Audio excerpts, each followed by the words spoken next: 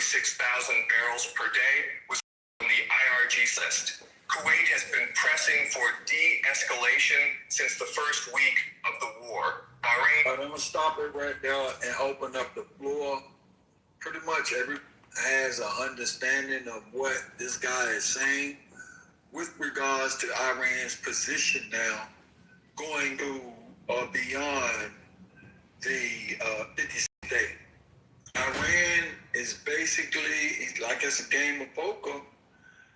You know, you got a full house and you done bet 100. Iran call you 100 and they raised the stakes to 1,000.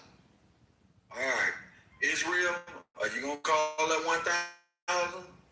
America, are you gonna fold or are you gonna call that 1,000? Because they have said, Al, if any of the EAU, any of the states that producing all this oil, we got missiles to reach out.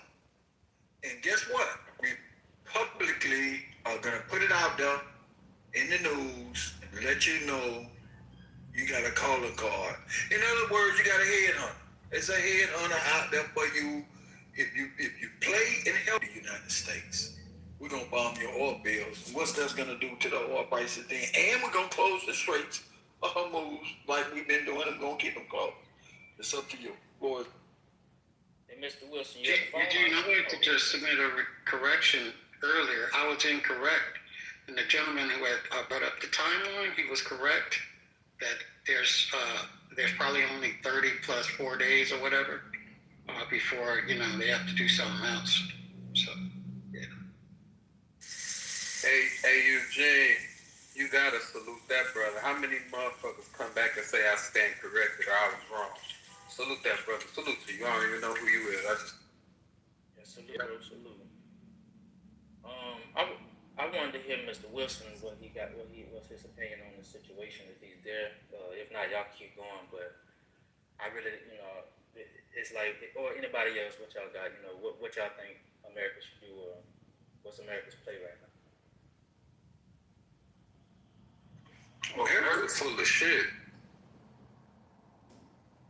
Well, if you think about it, America really doesn't have to do anything. If they don't agree terms right now, their oil field, that pipeline, it can't stop 24 hours. It runs. So if it overflows, it's going to explode. And then boom, that's the infrastructure is open. I mean, that's a checkmate. I mean, America don't got to do anything. You just got to wait. Let it play out. I mean, but they're going to have to make a decision here with the 60 days. Are they going to continue war? Like, it's got to be declared a war or they got to withdraw. So what y'all think they're going to do on that? I don't... Depends on Trump's move. That would be a good off-ramp, though, I'll tell you that much. Just blame the process,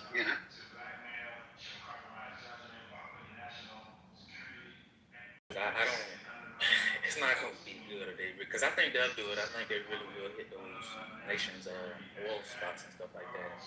That's not going to be good, so I guess we just wait to see what the administration decides to do with it.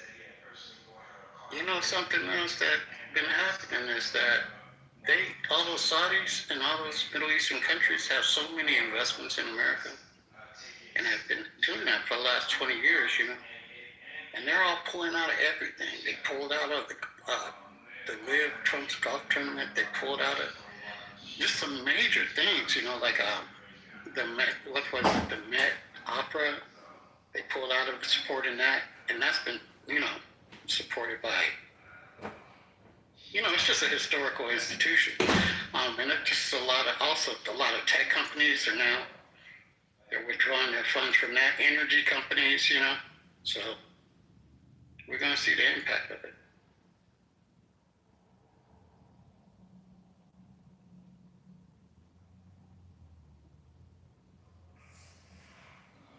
Earth said Europe as well. It's everywhere.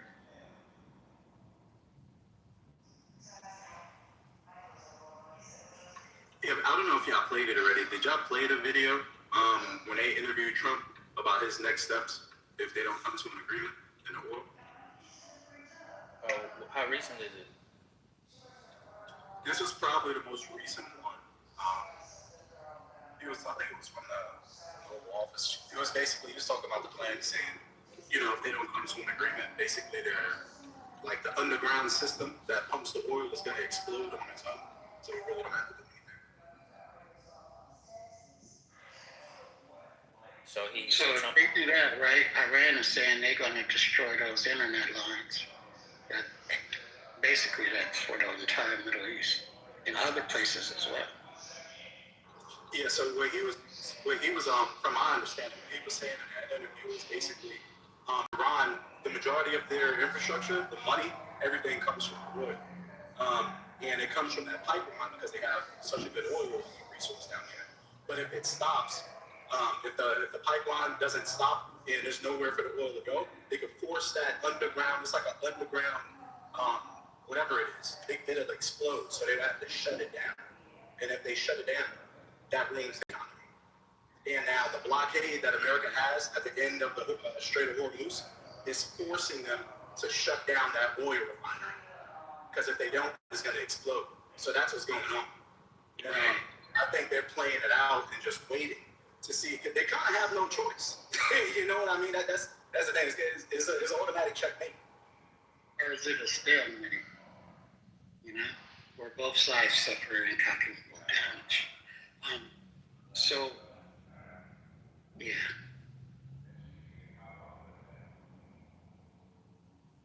I wonder how long they got to those to Iran's oil wells dry up, because I think they probably going to act on that, hitting other people's oil fields before they allow that to happen. That's just kind of my thought, the way they kind of moving and talking. Yeah, they bombed Iran's oil fields. That's one of the first things they did was bomb Iran's ability to produce oil. So Iran is basically saying, okay, we're going to bomb everybody that's helping you, their oil fields. So Iran is kind of crippled a little bit with respects to oil production, if I'm not mistaken. So I thought that was a pretty good move, if, you know, looking at it strategically, is to take out everybody else. So if I suffer, you suffer. Yeah. What about China? Doesn't China get most of the oil from Iran? I know they threatened the U.S. before. Yeah. And that's what That's why they funded me. And that's what worries me the most, because it's like the it's like the U.S. is playing a game on two different countries. It's like they're trying to knock out two virgins. They're trying to get rid of Iran, and they're trying to stop the oil flow in China. It's kind of like the U.S. has technically it's a military operation, and putting a blockade at the end of the Strait of Hormuz is technically a part of that operation. So it's not like they're purposely doing it to stop oil from China, but technically they are. But legally, they're not. So they can do that as long as the operation goes on. But, I just feel like that's going to entice China to start fucking with Taiwan. You know what I mean? That's my only concern.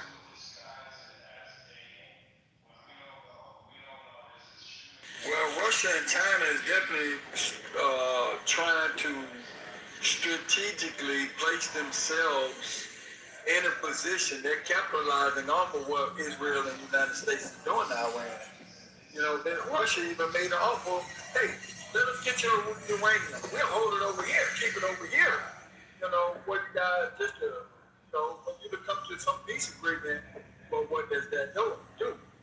That now, in any future conflict or current conflict, the United States and everybody else who has a problem with Iran has to involve Russia. Russia don't be in it. If Iran, I'm just saying if they did take that offer, you got to talk to Russia. Russia got to be a part of that. So China is strategically putting themselves in it too, because they are dealing with Iran. Iran one time said, hey man, if any oil coming through here, you paying $2 million, we want it in Chinese currency. And then they captured a damn boat not long ago, a couple of days ago, and the shit belonged to China. And China warned America. I got a clip. Told America, look here, that boat you got, now you messing with us. Y'all ain't hear about that? I thought so. Yeah. I'm going on there.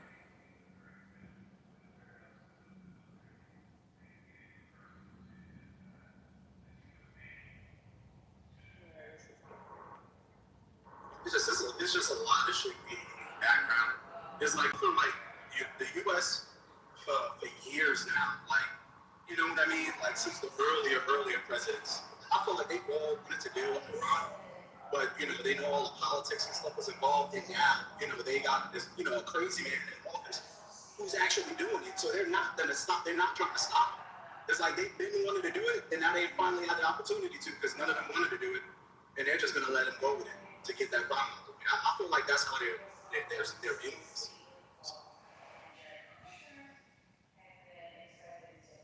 They are undermining America or positioning themselves to permanently take America out, for real.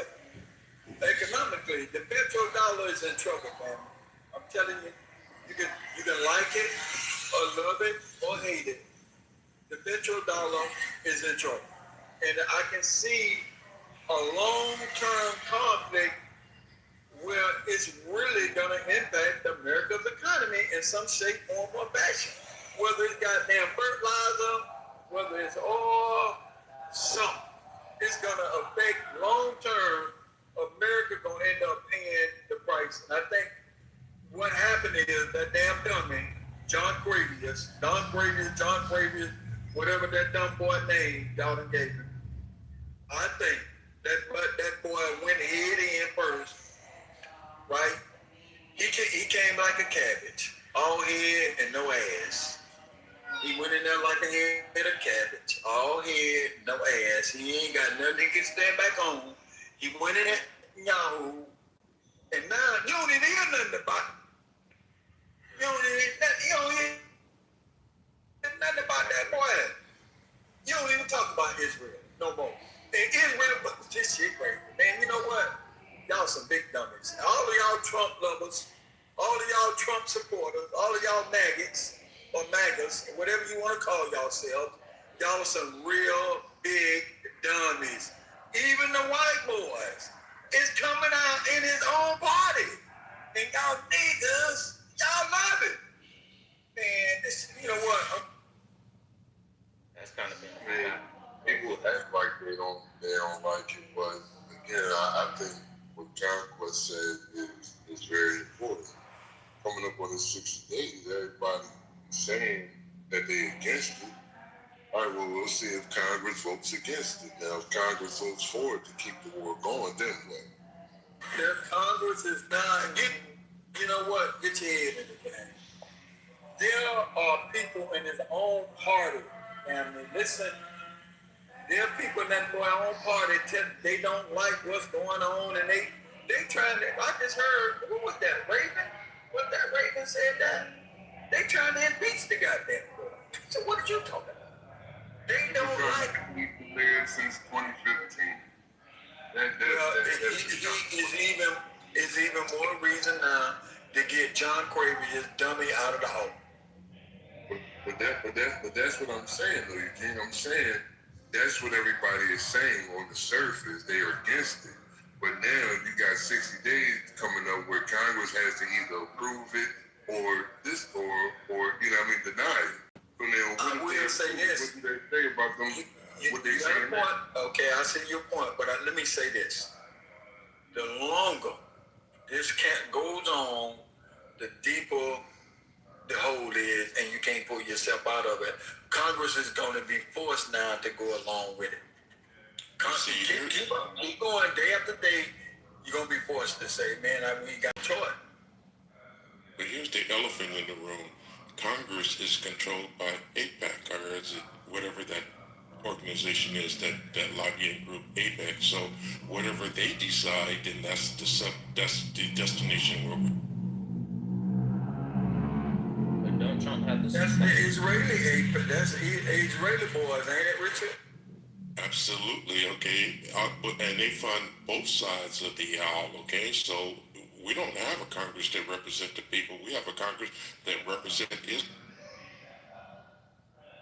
Isn't Trump responsible for putting forth a proposal for the war? And if that's true, then he don't have to necessarily put it forth, because I think you're right, Richard. I do think a lot of those are those dual citizens with Israel. The question is, does Trump have to put the war proposal forward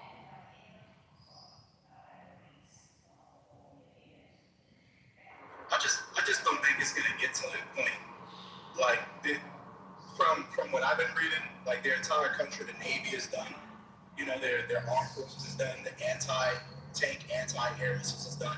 Literally, all they have left is that oil field in Park Island. That's from what I've been reading. You know what I'm saying? And that's like the final straw to their infrastructure. That's the end of the country. And now, you know, it seems like he has the opportunity to do what all of these presidents been wanting to do for years. I'm talking about generations of presidents. And I don't think that Congress is going to stop him from finishing this. I know morally it's fucked up, but I'm just saying, because then if he doesn't, let's say the next president is a Democrat, that's still going to be an issue. Okay, what do you do? I think Iran will blow themselves up. Okay? That's smart. It's not funny. So.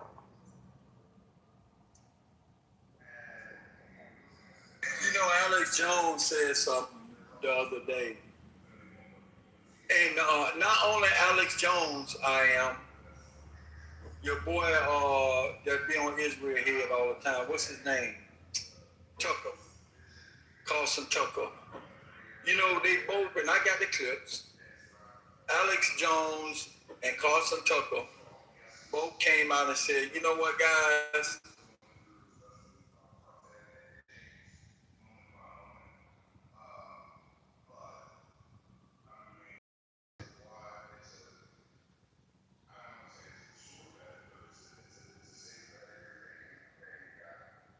Live public TV all across America and the world, they're coming back now and said that was the dumbest decision they ever made. And that boy and them boys got more sense than I do. And I know I got more sense than a bunch of these Trump lovers. Okay? So with them boys coming out and saying this stuff publicly, that they realized they made a mistake. I asked the question, what is it about Donald Trump that these niggas, Trump niggas, so defiantly want against common sense and rationale, take his boy when he's wrong? When I say made the statement that Trump showed himself as Jesus Christ in that picture the other day, you know what it was? Trump was reinforcing that old stigma that white folks had put into the brains of these niggas, which are now niggas. Trump is reinforced that stigma of Jesus Christ being white, and all of us as black folk and niggas, we fell in love with Grandma on her wall. Oh, this is Jesus, baby. Look at it. Jesus is on the wall. So when Trump comes out and puts himself on that picture of Jesus Christ, niggas lost it. Trump niggas have went dum-dum. It reinforced the image that Trump is Jesus in their eyesight, and that's the sad part about it. I can't get over the niggas. The niggas have been duped again in thinking that the Christ figure is white and today it's Donald Trump, and they can't get over it. Even when the white boys, Carson Tucker, Alex Jones, got more sense, more avenues to information, coming out and telling the world they messed up. Niggas and niggas can't get over the image of Donald Trump being Jesus Christ. And I'm going on. Well, you brought up multiple points, but as for Carson Tucker, Joe Rogan, Candace Owens, Megyn Kelly, you're right, they all backed down. They all flipped on him. And he went off on them. Now, with that, if we just stay right there, I find it interesting that they flipped on them is it because they didn't get their tariff money? Because I'm wondering in my own mind, like, if they were to get them tariff checks, would they flip back? So I don't know. It's an interesting one right there. And then with the whole thing with him playing like he's Jesus, I don't know. I know J.D. Vance. I know that the Pope had words with him. I don't know if he had words with Trump. I don't know, but I know there's something going on with that Pope. Trump's base, his main base, Catholic, right? And so Catholic, I don't know how many Catholics are in the U.S. I know it's a big number right there. So he pissed off Catholics. Don't forget that. Then you have the Christians. So I think he knows that there's no coming back, and I honestly think he does not give a crap. He doesn't give a crap about anybody. Like, he's flipped out on so many people. We're losing allies by the day. He goes off left and right. Like, he just doesn't care. He's in his 70s. He's on his way out regardless. He knows he can't do another term. He's just like, whatever. So flipping on everybody and anybody. Hell, Melania Trump pulled didn't she not too long ago have a statement about that Epstein thing? And that in itself was like a Jada Pinkett. Like, I don't know. She put some. Wow. I tell you a point. See, Trump is a money grubber. That boy is all about that money. 4 times in a row, the stock market, since he been in office. I know some of them disagree with me now, but that boy didn't make the money on his first term. And according to the report that I had, he lost. He ain't gonna let that happen now. 4 sessions in a row, 4 times since Trump been in office, guess what happened? The stock market lost. Somebody, they just came out with a report, Raven. Wasn't that you talking? I'm driving, so I can't see. I can only recognize voices.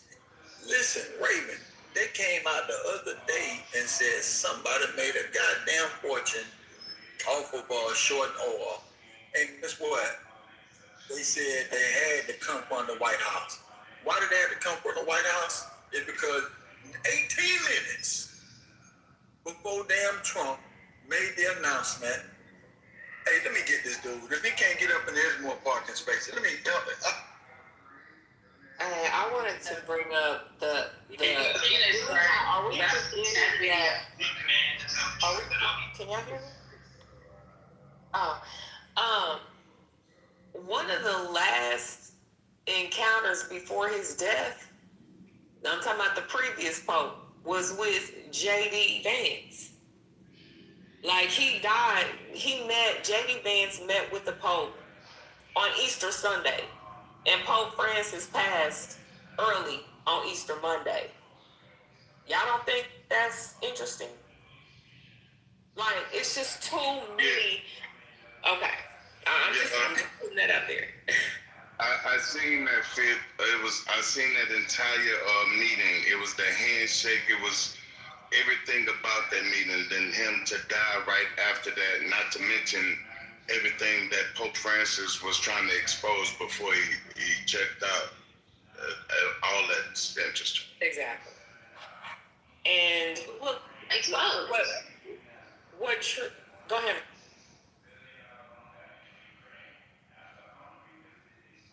What was he trying to expose? This is the first time I'm hearing it. Well, Pope Francis sent me on the journey to look up what the actual doctrine of discovery was. He mentioned that along with a letter he sent to Barack Obama in 2014, nationality is the way to go. In that letter, he exposed the doctrine of discovery.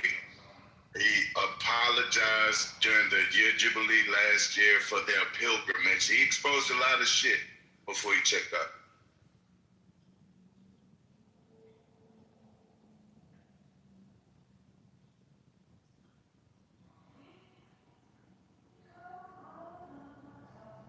It's kind of made me want to go back and revisit the papacy, because you know that is a lifetime appointment. And before Pope Francis, the fact that the Pope before him resigned, right? And the world was shook by that. When does a Pope resign? And then I didn't think they could. I thought, like you said, it was a lifelong term. That was my first ever hearing any Pope resign. And it's just They resign when they're under scandal, a lot of scandal, a lot of, all of those little kids that was abused by the church, all of them should have that is real. I thought they only get transferred, Richard, when they get caught up like that. That's in my awareness, but I'm saying that all of them should be resigning. I agree. Well, and the fact that they even the office even still exists after all the exposure, of the Roman Catholic Church. You guys remember the movie Stigmata? It came out back in 1999, and basically the message of the cardinal at that time was it was something he was working on and he was getting ready to release to the public, and it had to do with the intricate teachings of Yeshua, Jesus, Isa, whatever name that you prefer. But the message was the kingdom of God is within you. And he was killed. And it was Cardinal Daniel Houseman is the one that they were portraying. So, I mean, it's like popes, if you look at the history of popes, there's been a lot of stuff, even the conclave and how politically driven it is. It's supposed to be closed doors. It's supposed to be protected to where no nefarious activities can take place, so it's fair and above board and no briberies. That is not the case. The same shit we be seeing going on with the presidential elections. We be thinking, the popes actually got placed into their office by, benevolent means, and it was all sacred. Ain't none of this shit above board. And you will find like the Vatican itself has been known to fund both sides of the wars. And it's almost like, and maybe it's not the Vatican specifically, it could be the force behind that, but there's like a puppet master playing both sides. It's like a game. And, we feel like doing this today. So, da-da-da. And I just feel like America was selected to be, the leading face, the poster child of, freedom and liberty and protector and all this other stuff. All they are is a pope. At any given time, if somebody decides that ain't more, it can all be taken away. So all the world is a stage, and things are not what they appear to be. And anything, just like these people flipping on Donald Trump, I look at it like sports. Even here in Kansas City, home of the Kansas City Chiefs, man, we was rolling. As long as we winning, the fans are going crazy. Now, some of us are fans regardless, win, lose, or whatever. But it's just certain people that are bandwagon fans. And as soon as shit get ugly and we losing and, we don't draft properly, they fall off. And they start repping for other people. They don't let things play out. Now, I ain't a Trump supporter. I ain't into politics like that. I'm looking at it from other lenses. But I still feel that a lot remains to be seen. I really do. And because it ain't what y'all think it is. Our eyes on Israel, yes, because it's supposedly the Holy Land, supposedly God's chosen children, supposedly, Jesus ain't gonna let nothing happen to Israel. But what if the place we're calling Israel ain't even where God's chosen people are? What if that's in fucking America? What if it is America? I'm just saying, stand by for a plot twist. I land.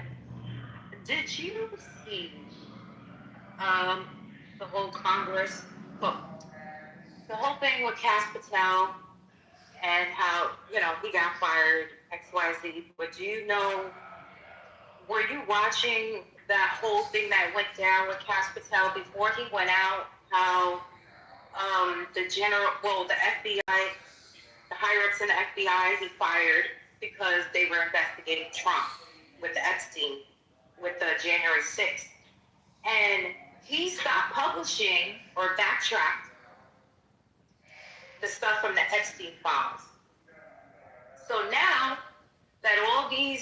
people that been in the FBI for years and have years and years of experience in the government are gone.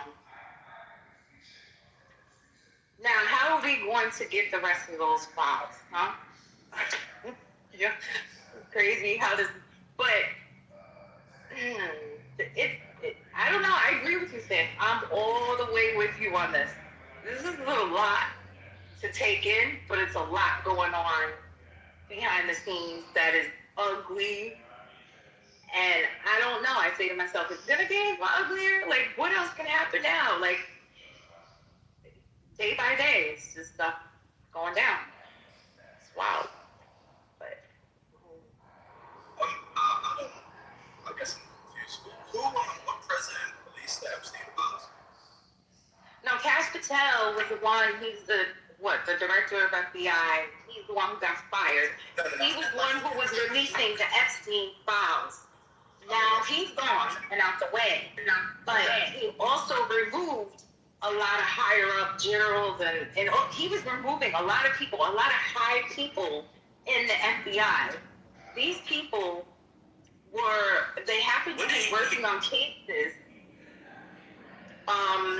If I can find that whole thing with Congress and Cash Patel, with Cory Booker and all that, they were flaming Cash Patel's ass, flaming him. They were on him because of how many people he fired that were there in the FBI for years. And a lot of those higher-ups were investigating Trump from January 6th.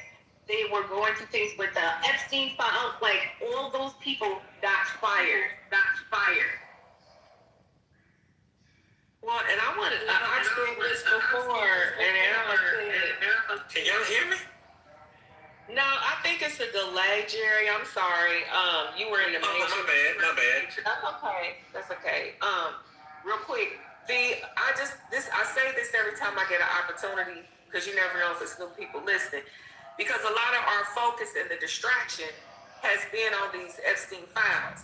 This is an Epstein files. This is an Epstein war. They even said it is. Whoever has the files, they're somewhere, and whoever really needs it, you don't need the American public or the globe's permission to open the fucking files and do what needs done. Just because the information has not been released to the general public does not mean that the appropriate powers that be or be not don't have what they need to prosecute and execute these motherfuckers. You ain't even gotta tell us. Just do what you gonna do. Why hasn't that happened? Because it ain't just the Epstein files. It was the Podesta files. It ain't just the Podesta files. It was the release of the information that the Holy See, the Holy Roman Catholic Church, the freaking papacy, Vatican, has been hurting children. Not for decades, for centuries. Why are they still in existence? Where are the authorities that will handle that? Ain't nothing been handled. As long as I've been in this air, I ain't seen nothing get handled. Who gonna get them for crimes against humanity with that fake ass pandemic? Where they at though? So, to me, I'm sitting back at this point in my life, and I'm watching another conflict and another war, and I'm sorry if I'm not emotionally attached or involved in it. I just think it's fucking bullshit. I don't know what the end game is. To me, it's about distracting. It's energy harvesting, getting your mind fucked up, putting you in a state of fear of loss, fear of missing out, all of this stuff, so they can keep you running on that fucking hamster wheel that they got going that keeps their reality in existence. I'm so over it. I'm sorry. I'll end. They ain't gonna do shit. Just keep watching and eating your popcorn, because that's people live, people die. Wars come, wars go. We're in a fucking reset. I don't know what it's gonna look like, but here we are. Ain't nothing new under the sun. Life will continue on. I'll end. Hey, I agree with you, sister. There's wild shit going on. I'm feeling about the scientists going missing. weird one. That one too. Like what? Well, yeah, even with David Wood, let's talk about the scientists. I'm gonna talk about David Wilcock because that's just one I knew and been following for decades. Like watching him when he was young and first came out and talking about his encounter and watching him grow and build his platform and the interesting things he was talking about. He was really getting close to something. Is it not crazy that his biographer passed away in like manner right before him? It's kind of like how when J.D. Vance went and visited the Pope and then, oops, the Pope's dead. Come on now. And then, you know, him going on camera saying, I would never unalive myself. And the very cause of his death was unaliving himself. And then he's got best friends coming out doing videos like, I grew up with David and, you know, his mental health and he was in a lot of financial turmoil and, you know, we're just here to confirm and put the conspiracy theories at ease. It really is true. He even wrote a letter. The guy read the letter, you know, on his own that David wrote. This is what he wanted you, his people, his community to know. Like now they really are pushing, like they got his family and friends. And I'm saying they got his family. Maybe he did, maybe he did. Now the family and friends are saying he really did do it. And they just want this to silence and go away. And can we just continue to honor David's memory? When David himself came out and said he would never do that. And then the female scientist with the anti-gravity. She's like, she had a video. I'm scared. Let me see if I got this clip. Let me quit rambling and just play the clip. Hold on. Hold on, y'all. One moment, please. And I don't know if she's in here, but I want to thank LaKendra for these clips. Let me see if this is it.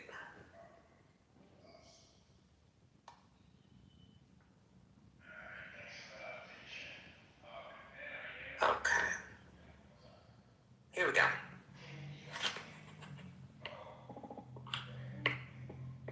Seen entirely, all of them tied to seen entirely, all of them tied to nuclear defense or space technology. Some of them even warned the public before their alleged suicides that they were not suicidal. First, you have Amy Eskridge, a young, rising researcher, reported dead by suicide in 2022. But before her death, she reportedly said something chilling. I'm scared.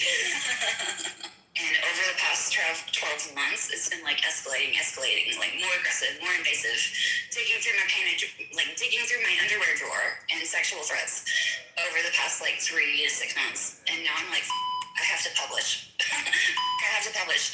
It's only going to get worse until I publish. There's no way out of this situation.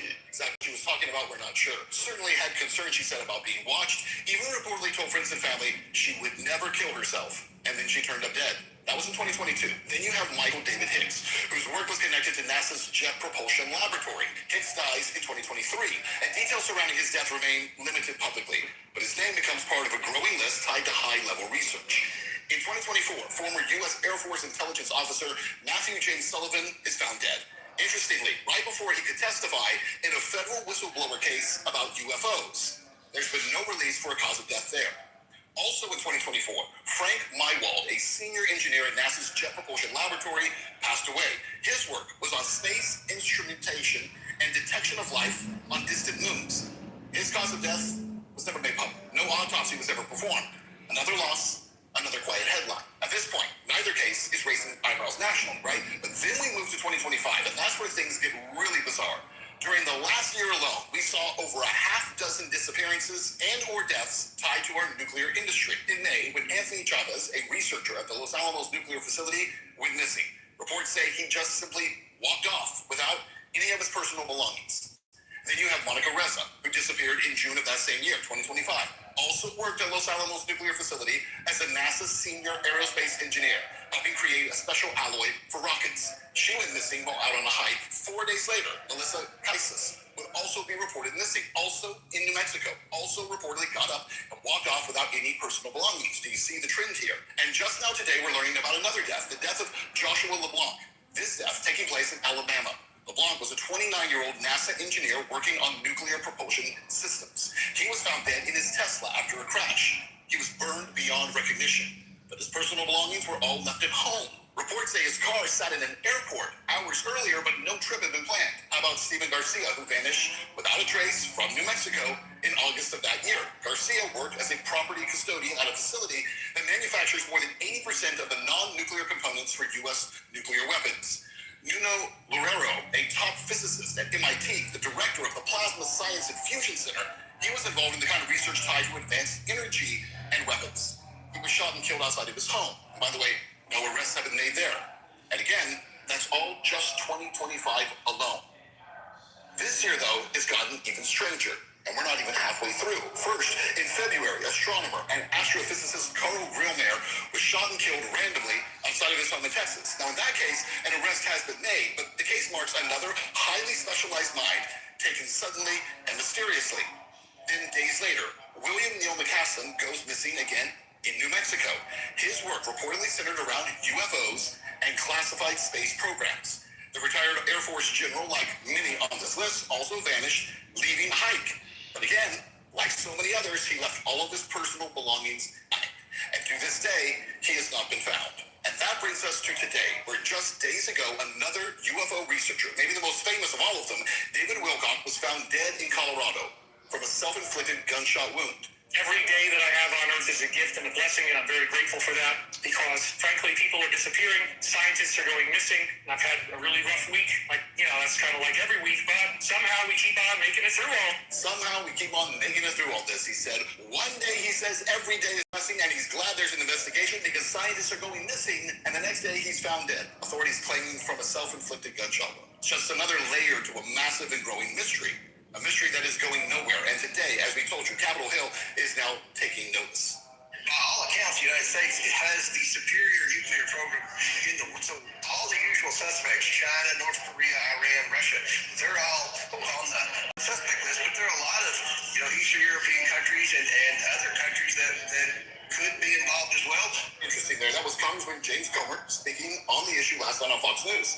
Right, he's outright accusing China, North Korea, Iran, and Russia of likely being involved, but he fails to mention a specific country with a long history of tactics like this. And by the way, who is that country? It's Israel. In March of this year, Prime Minister Benjamin Netanyahu stated that Israeli strikes had successfully eliminated top Iranian nuclear scientists involved in developing bombs meant to destroy Israel. In 2025, Joshua Zarka, Israel's ambassador to France, confirmed that Israeli operations had killed at least 14 physicists and engineers, which he described as the brains behind Iran's nuclear program. And also in 2025, following U.S. and Israeli airstrikes, Israeli military officials called the deaths of more than a dozen Iranian scientists a, quote, significant blow to Iran's ability to pursue weapons mass destruction, using intelligence from Mossad to justify the timing of those attacks. See, this strategy is not new. When science becomes strategic, and it is in so many ways, the scientists themselves become targets. If you control the science, you control the future. And to call all of this just a coincidence means to ignore what is happening right in front of your eyes. In fact, tonight, at least 13 high... There you have it. I'll put the link in the chat.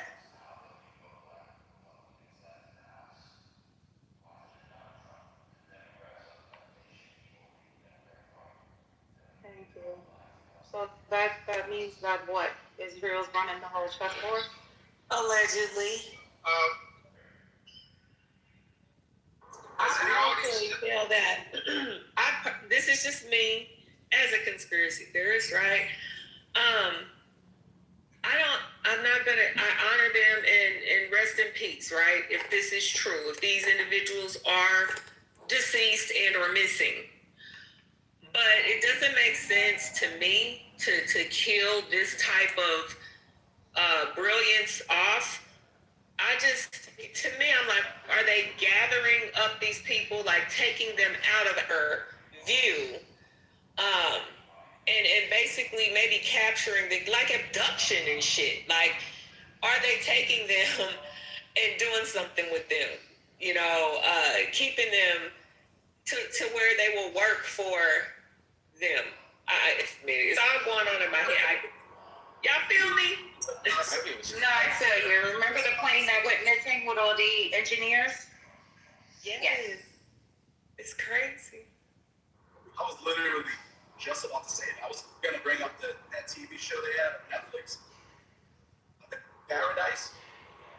Like, they were kidnapping these scientists and bringing them underground to work on these projects that they specialize in. But obviously, they're going to be gone, so they're going to just frame their death. So, I mean, that's what I think. I don't think they're going to take those kind of people out. Like, those people are valuable. If they're experts on that specialty, why would you take them out? I don't think they're doing it. I think they're, like, forcing them to do work, like, underground type shit. They don't want their... I agree. Want their... I agree. I think that... Go ahead. I think that someone like that you keep unless they're threatening to go public and you just can't get them to cooperate. If threatening their family isn't going to do it, if threatening their lives is going to do it, then yeah, they'll probably take them out. But other than that, that's valuable information. That's a valuable asset. That's a valuable commodity. And you just don't destroy something like that.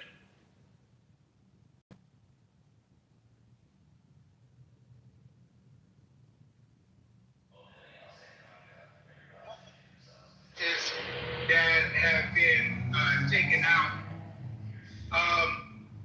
The only thing I can think of.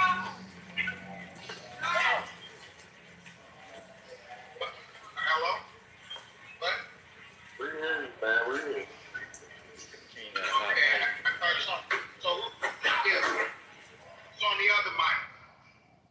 Now, what I was saying was, the only thing that I really can think of is that they're the only ones that could call out bullshit. And somebody said something on here a couple of days ago that they might be right, and that is perhaps there's some type of about to take place, and if not a hoax or something fake about to take place, perhaps information was about to come out through one of these channels, and they had all agreed to speak about something that they shouldn't have spoken about, or they don't want them to speak about. So I can only see one or two ways of reasons why. Either they're all in conjunction with each other and they were going to come forward to public about something, or either they're preparing to do some type of a hoax, and those would have been the people to point out the bullshit. I mean, I don't know. I'll just go ahead in there. No, that's 100, bro. What is, like, and a lot of other people who are in the spotlight been saying, social media is going to be one of the greatest threats to America. Why is that? Because people talk. People spread information. So these scientists are spreading, top secret information that they don't want everybody knowing about. And we doing this shit on the fucking day. Seriously, in this room. Man, you best believe they got to get them people out of here. That's what they do in the mob, right? They get them out. Yeah, I got a clip. Cons, go ahead, and then I'll play this clip after. Go ahead. Nah, you stress it's not listening. All right. What Kareem just said, absolutely. It's like once you in the game, you don't get out. Even if you got in the game, not even knowing you was in the game. You know what I'm saying? Some of these scientists, aspiring young people, because of their smarts and their brilliance, like you think about the institutions that they go into, institutions of higher learning. These kids, these students are being monitored for their projects, for their papers that they write, for their peer-reviewed studies, all the shit that they go through. And they have a target on their back. And they get these miraculous, sometimes they get involved in the fraternal order, where it ain't about what you know, it's who you know. And they start getting these offers and get hired into these high-ranking positions, and everybody thinks it's just so amazing and it's such a miracle, and oh my God. Well, you've been placed into a system that you really didn't even understand. And then you think you're doing a great job, and your boss is giving you all these pats on the backs, and you're getting promotions and more money and all this other stuff. But then you start getting to a point where, ooh, something ain't right about this. That's why you have what's called whistleblowers. They didn't start off with, they a whistleblower because that ain't what they signed up for. They hit something that goes against their constitution. Then it's like, you know what, this shit ain't right.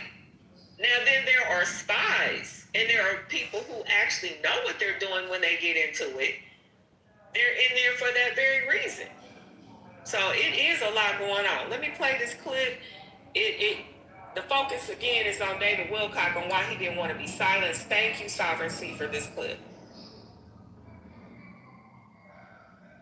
Shocking things I ever heard. In the 1960s, there was a black man in Africa who came in with abilities complementary to those of This is David Wilcock speaking. Jesus. He was performing miracles. He was starting to get people to listen to what he had to say, and the cabal tried to kill him. And remember, I was told at the time that if I disclosed this, that I would be killed. And I ended up putting it in the book anyway.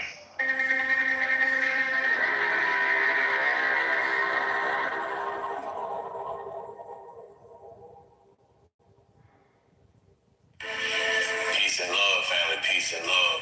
Yours truly, the mind of Isaiah. And it is with a heavy heart that we reveal today that David Wilcock has, according to the authorities, unalived himself. It has been reported that authorities were called to his home yesterday, April the 21st, in Boulder, Colorado. They were called there because it was reported he was having a mental health crisis, and when those authorities arrived on the scene, he was outside holding a weapon, and then they said within minutes he then turned that weapon on himself and was pronounced dead at the scene. Now, what you'll be hearing today is an excerpt from Coast to Coast Radio where David Wilcock was asked by a caller about a story that he put in one of his books about a man by the name of Simeon Toko, who was also known as the Black Jesus, that the powers that be were aware of and tried to stop. David received this information by a member of the Rothschilds, and David had said by even putting this information in his book that he was putting himself at risk of being unalived. So the question is, did this really play out as the authorities have said, or was something else at work here? Regardless of what, this is what David had to say on Coast to Coast. Check it out. Chris in Long Island, New York. Welcome to Coast to Coast. Say hi to David Wilcock. Hey, Jimmy. Hey, Dave. How you guys doing? Doing good, Chris. Well, I have a question for David in terms of reading his new book, Defense Mysteries, which I'm very enjoying very much. And one of the chapters is Nikola Tesla, the Pete Peterson and Nikola Tesla Black Ops. Yep. This one of them is about Black Jesus, where the descendant being appearing in Africa. Yep. And I just want to know if you know any more information you would share with us, because that was very contradictory. And I just wanted more information. Yeah, the Black Jesus story. The Black Jesus story was probably one of the most shocking things I ever heard. It came from my insider, Jacob, I call him that in the book, who actually was working for the Rothschilds and still does, and also is a whistleblower who doesn't really do what they want, but continues to work for them because he feels like there's some very serious extraterrestrial threats to Earth, and that what they're doing is very, very necessary to protect us. So the story goes that in the 1960s, there was a black man in Africa who came in with abilities complementary to those of Jesus. And he was performing miracles. He was starting to get people to listen to what he had to say. And all tried to kill him. And they could shoot him in the head, and his skull would just regenerate. The flesh would grow back.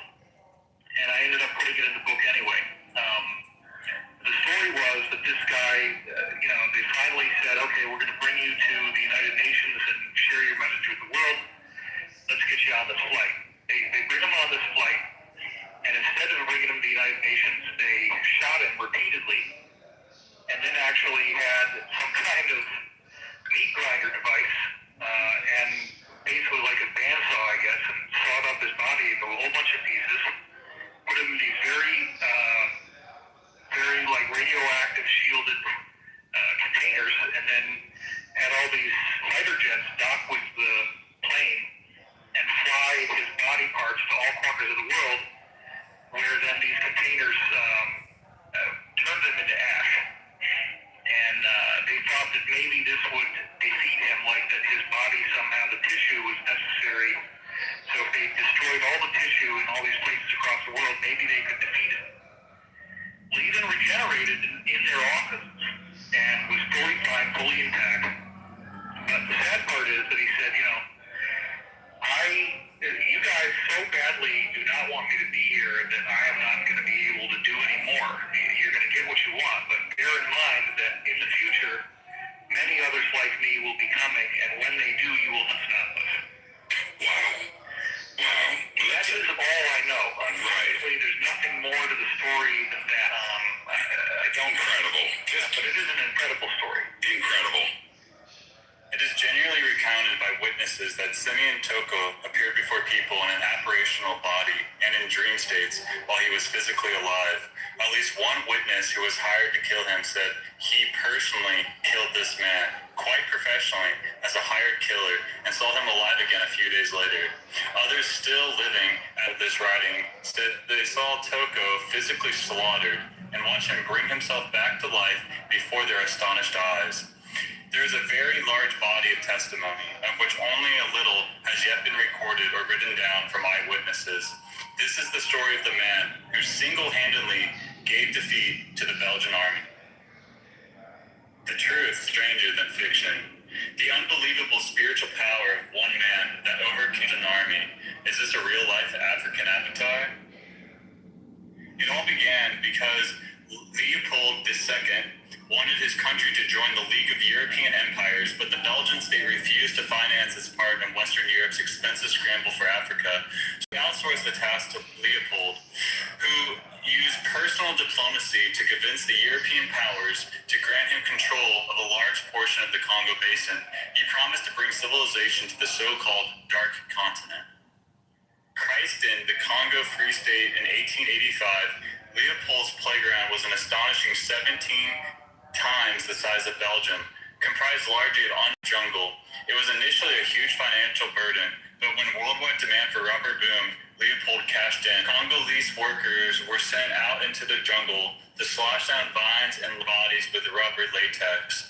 Later, they would scrape it off their skin, often taking flesh and hair with it. Their work was labor-intensive and injurious to health. The only economical way to collect it was via the forced mobilization of Congolese society.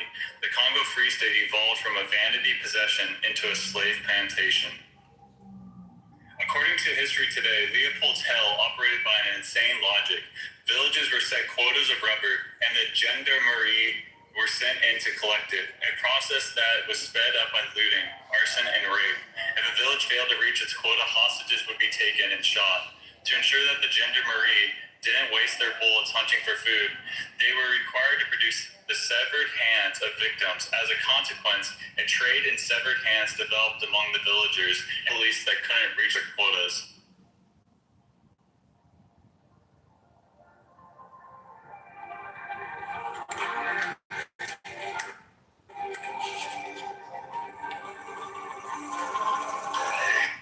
I can stop it there. The video itself is about 17 minutes long, but that's just a glimpse into some of the things that David Wilcock was on and how he has allegedly been silenced. I thought it was interesting about the guy, Simeon Togo. I don't know if you guys know about the ancient Egyptian myth about Osiris and how his body was dismembered and scattered all over into different places and locations as well. The floor is open. Yeah, that was my first thought when they said that they scattered his body across the world. It was Osiris. But I guess it makes sense for why, they got the scientists up out of there. You know what I'm saying? But I do think the key is that it seemed like it was the Rothschilds behind it. You know what I'm saying? So it's just coming out more and more who is, flipping levers and making decisions like that. And it just shows you the level that he was at too, for them to go through all that effort to kill him. You know what I'm saying?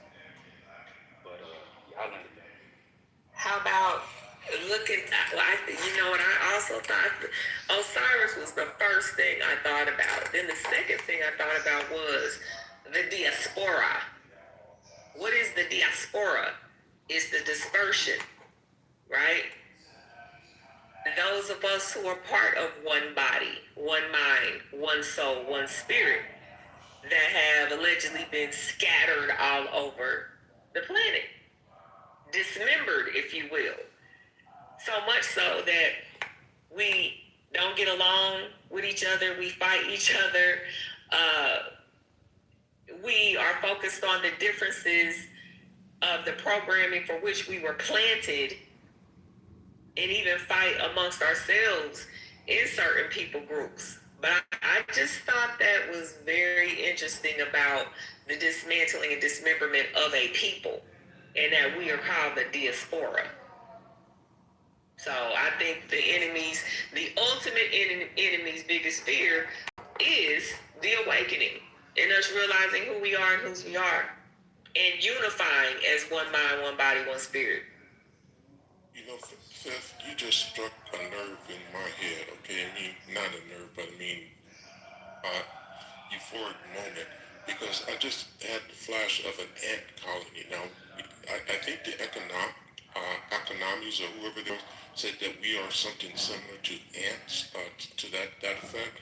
And it's like you have the queen and a ant colony, but yet and still the colony works as a unit. You know, they all have a functioning role. And if you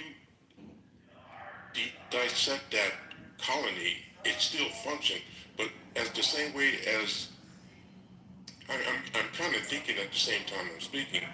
But what the point is that we have been divided. It's not so much an individual or not so much spiritual, but it's the unity of the people that has been dismembered or taken apart.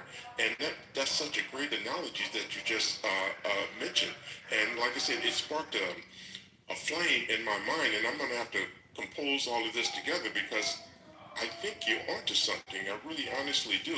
Is that it's the dismemberment of the race as a whole, or if I can't use any better words for it, but a people as a whole that has been dismembered, and not necessarily the individual person within the community that has been dismembered. I think you're... Gratitude. Christine, I've heard at least 2 or 3 accounts where the white people have seen aliens. These are white accounts. And they all keep saying that they're black. At least one of them was in the government. One of them was a white guy that was supposedly taken. And then we just heard something. But they always say that the people, when they come, they're black. It makes me really think about white people in a really interesting way, because we know that they're not really original to the planet. And we know that they're really not spiritually or mentally like us. You know, as we look at them, we see their behavior, and it's starting to become more and more apparent that they're really not like us in any way. I don't even know, is it a human? If you don't have a heart and you don't have the love, the natural love for this planet, and you don't have a heart for man, is it really human? You know, Fifth, to follow what I just said was, I recall watching, and I'm going to see if I can find it, Morgan Freeman narrating one of his God series program. But anyway, within the program, they were able to test people in other words, they were trying to prove evidence or show evidence that people was connected all over the world, and that certain but certain events would trigger people to do certain things. In other words, it's like they had a way of measuring certain things that, like events, say like 9/11, okay, how the response of people all over the world, how they're linked. And I made the connection. It's like, have you ever been thinking about a person and they call on the phone, these type of things? Well, Google has a way, like when you go to Google and you search for something, they can actually predict the mindset of people now. And I have that video, and I'll share it once I find it. But they have a way of using an algorithm to actually predict or sense what people are feeling worldwide, because they can look inside just based upon what people search for.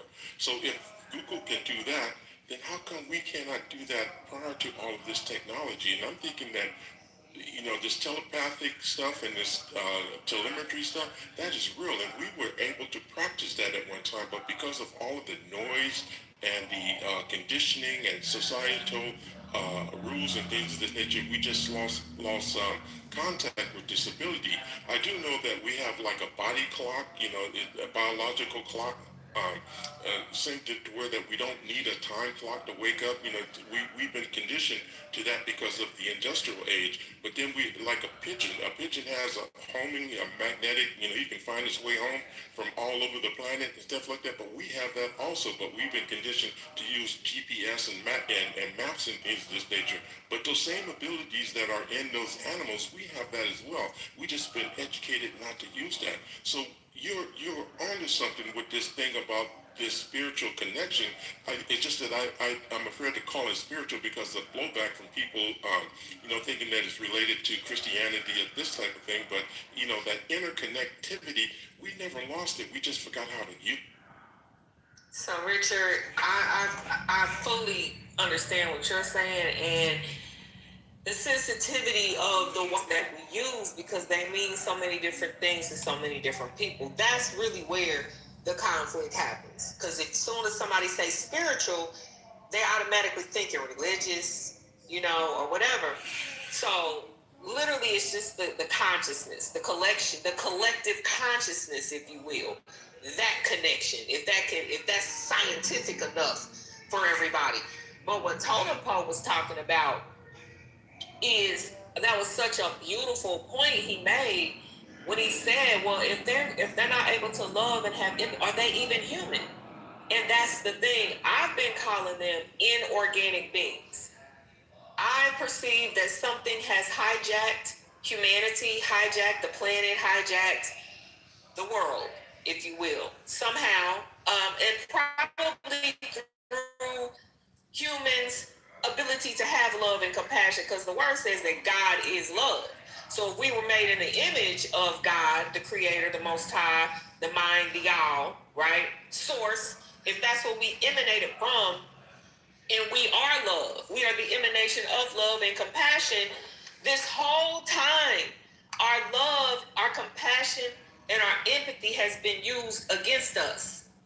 Because if you think about something, when somebody do you dirty and you return that energy, first thing they want to say is, see, they acknowledge you for your beliefs. They acknowledge you for your faithfulness and your honorable stance in life. But they fuck you over, and then they say, well, I thought you was a Christian.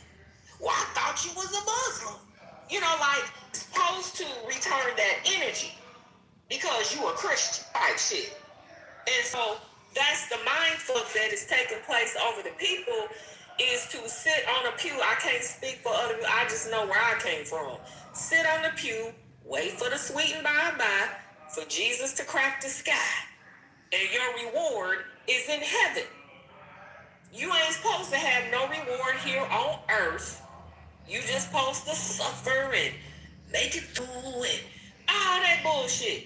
If that is not what Yeshua taught, and I'm quite sure that the other ministers and prophets that other people follow, at the end of the day, it's the same message. disseminated to different people. Those messages will meet you where you are. And that's why I don't agree with us arguing and fighting and trying to proselytize somebody to believe in what we believe in or ascribe to. Because your message is going to hit you based on your makeup, be it DNA, spiritual DNA, your level of consciousness, whatever the case may be. But it's love. There is a thread that runs through, I don't care what religion it is, it's there. But the oppression, control, and the manipulation, and the indoctrination, and the people, and the puppets, and the prophets, and teachers, and leaders that they use to put in front of you end up getting glorified and honored. And we give our power over to something and someone else.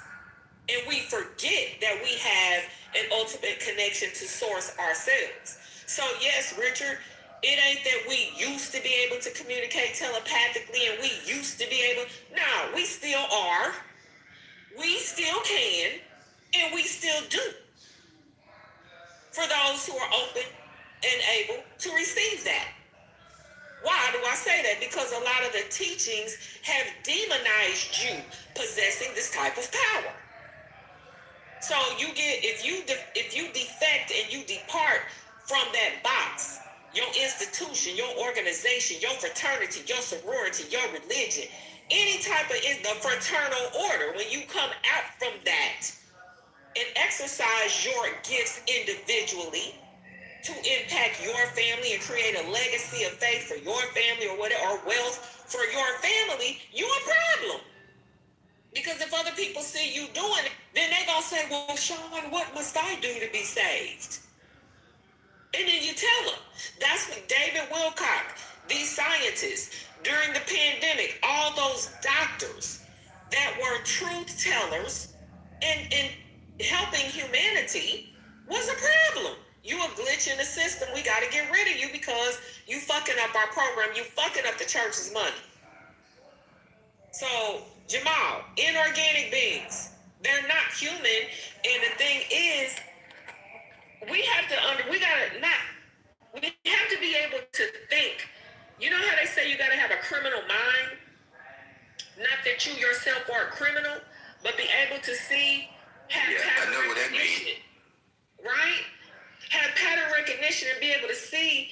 So to them, what they are doing, that's their rules, that's their law, that's the way that they move.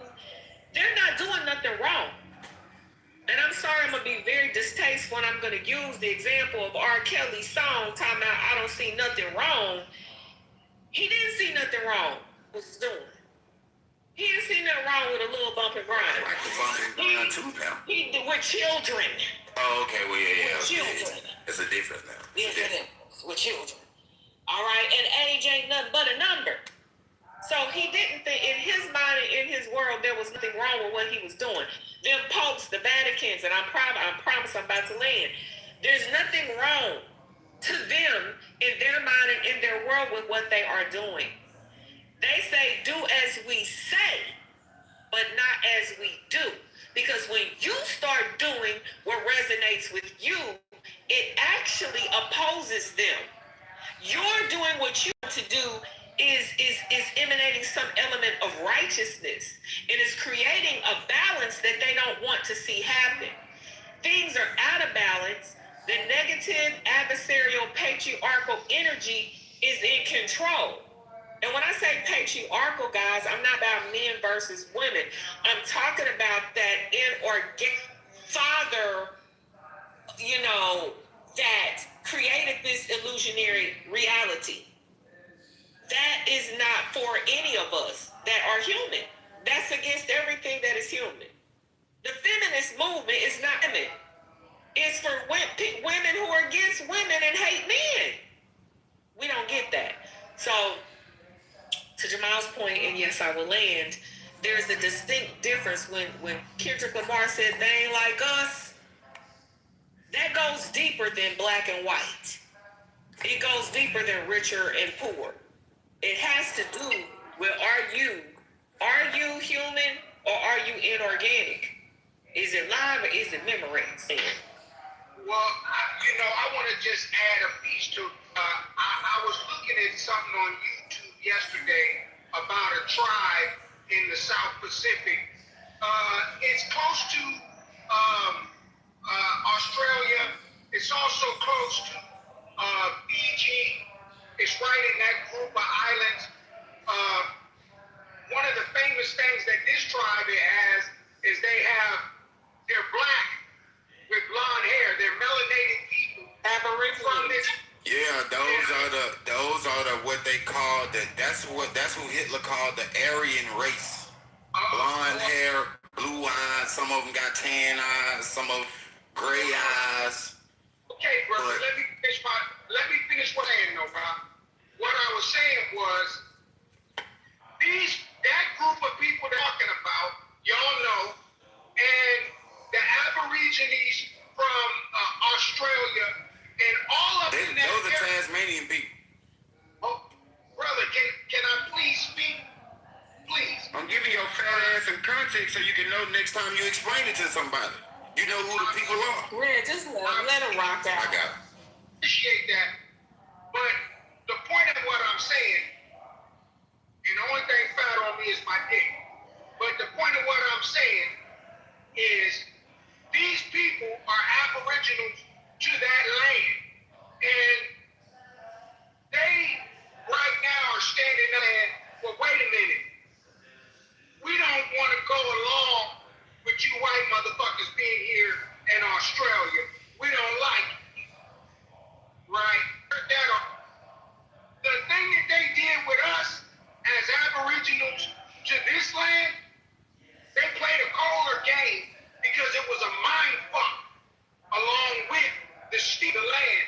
They were able to pull off a real mind fuck with us because they were able to kill our men because we went to war with them even though they had a weapon we weren't used to fighting against.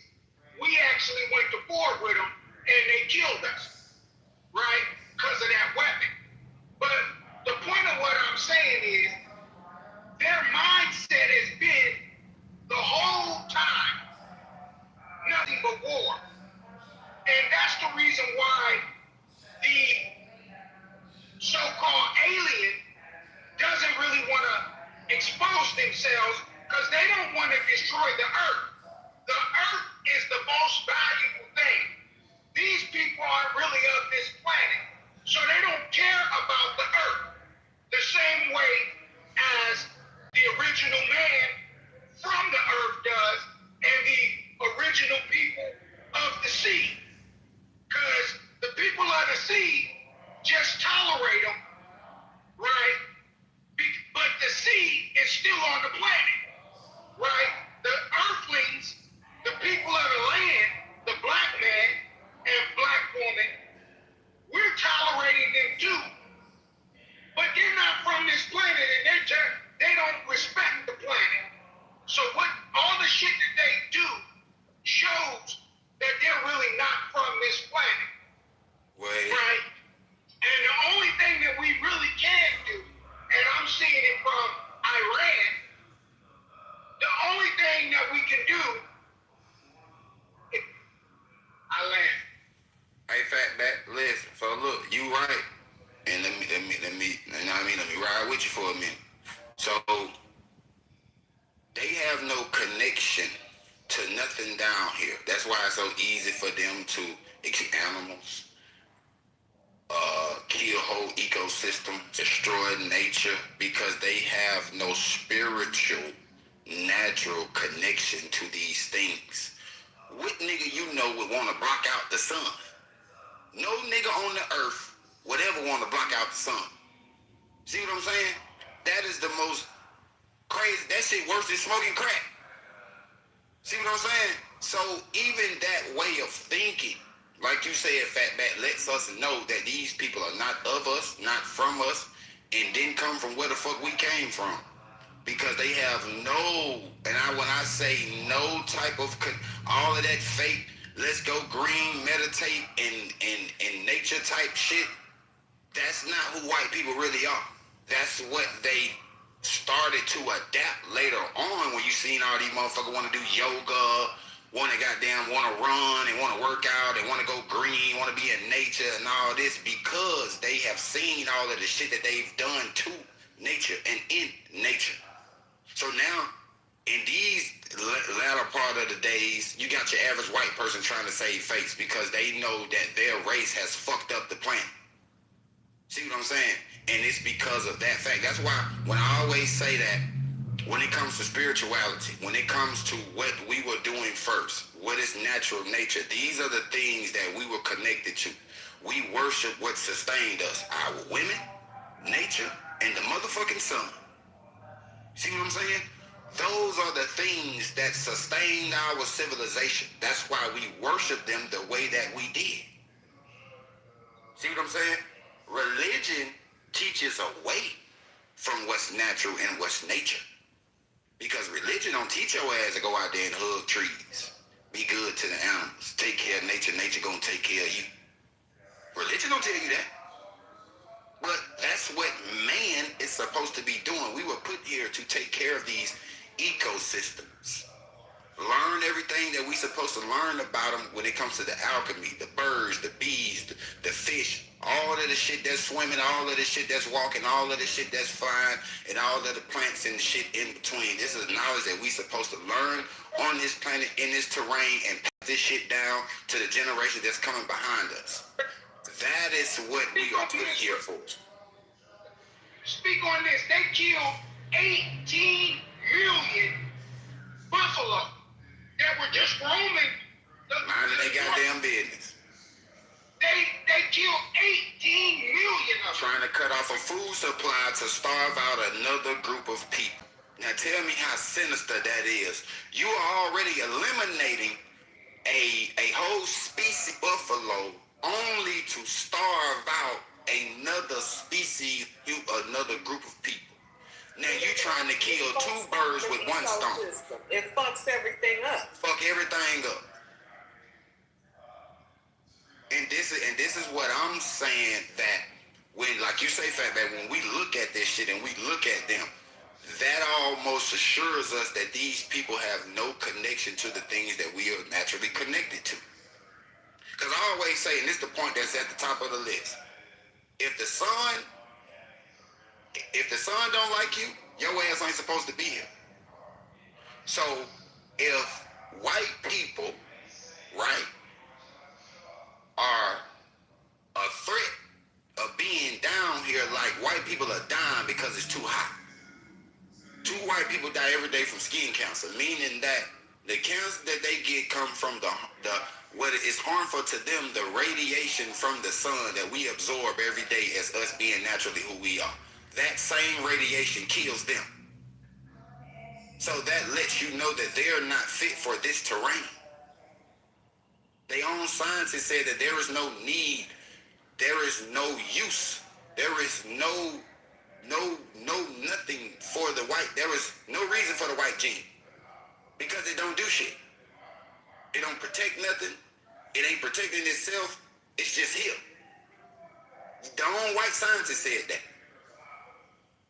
So it's like, again, when you put all this shit into context, like we saying, these people are not of us, didn't come from us, and they are not naturally connected to what we are connected to. That's why it's so easy for them to destroy shit the way that they do. And if you understand that, then it makes it a lot easier for you to understand the way that these motherfuckers think. That's interesting. I applaud you, bro. Straight up. I sat back and I listened, and ain't nothing wrong with what you said. Though I disagree, bro. And the reason why I disagree, if you allow me, just 30 seconds. Because what is human? Human means you have the ability to learn, right? From your past behavior and improve. And I think that's what our brothers did, who are a little lighter in tonality. I'm serious. I'm not, trying to be any different to nobody, but I don't believe in that whole, I believe the same thing that Lady Jane Elliott says, that there's only one race, man, on earth, and that's human, man. That's human. Seriously. Anyway, I'm done. Well, it's not just the human race, because you have the human race and then you have mankind. Mankind is something like a human.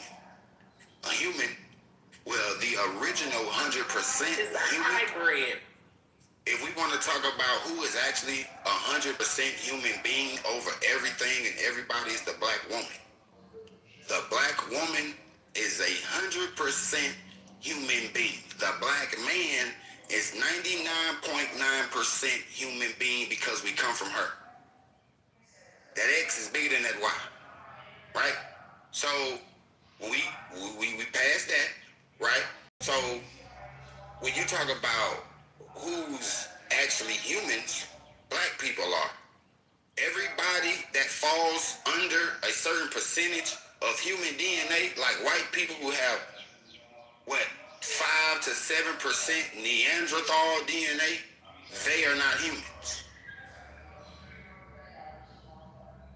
They are not human. They are if you want to call them, a different humanoid species, but they ain't what you would call a human. Because again, y'all niggas think because they got a head, an arm, a toes, and all this shit that they know your genetics makes you what you are. Not what you look like.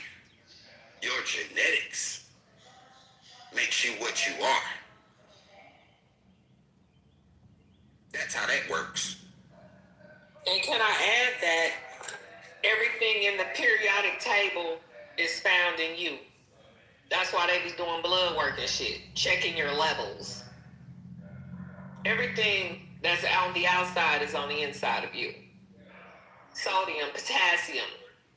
Everything that explodes in bombs is in us. So when niggas think that they getting this explosive shit to make these bombs out of these mines and uranium and all that shit, no, nigga, your bones. When it's a lot of combustible shit within black folks that they know this shit. Red, you heard of spontaneous combustion? Yep. Yeah, and this is something that I learned. Like I didn't even believe this shit at first. So I'm like, damn, they really grind our bones up and turn that shit into shit that's explosive. Yeah, nigga, because our bone density ain't like everybody else's. So to me, it's a difference. When I was looking at just being a truth seeker coming out of shit, and I was looking at the way the tabernacle, the dimensions and how it was built and what could go in and what can go out and all this other stuff. And then the Ark of the Covenant, is to go this far. I'm sorry, Jamal. I don't know if you were in the Matrix. The Ark of the Covenant was a technology. To me, everything that we are, when it says the kingdom of God is within you, the imitators, the inorganic beings, those who are running this planet, these reptilian Draco beings, they have to imitate the work and will of the Creator. They are making things from things that were already made. Does that make sense? The Ark of the Covenant held the tablets of the law. The 10 Commandments held energy and power. It was sacred and all of that. And certain people were commissioned to approach it. And they had to have a breastplate that had all these different gemstones and all this other stuff. Like each of the gemstones had a certain vibration and frequency. Was there a reason? It had a certain purpose and all of that. And if you approached it if you wasn't designated to approach it, you would die. Like, what? Was you zapped? I think it was technology. And I feel like we are technology. We are the technology. That's why they fucking with us, harness us, manipulating us, trying to, like the transhuman shit, connect you to the Internet of Things and all of this stuff. Genetic manipulation has happened since day one. Hey, Sister Phil. Let me say this, please, and then I'll go on mute, and pull Eugene on this. Animism, okay?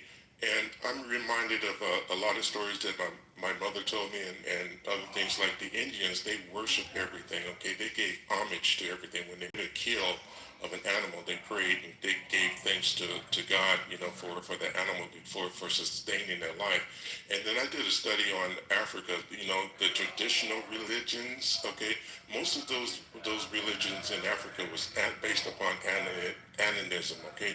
Basically, they worship everything and thought everything had a spirit, and I kind of agree with that. And then we get to panpsychism, okay, which is thinking that all of the universe has a spirit. Everything has a spirit in the universe. Is based on spirituality, the real spirituality, and from my perspective. But see, we get into these arguments and debates, and it all focuses back on the Middle East, the Jewish concepts, and all of this other stuff, and we totally forget that we had our own religion, our own way of thinking that had nothing to do with the Middle East concept, but yet and still we revert back to that argument that they created and ignore our original technology. Why?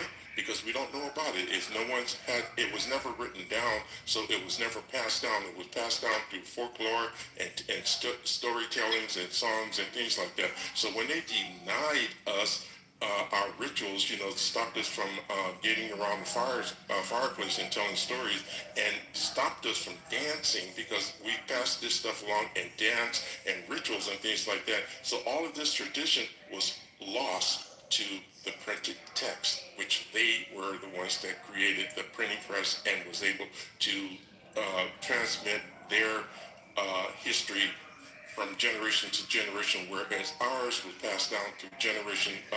Our parents had to tell it to us, and we passed it down through word of mouth and things like that, so it died away.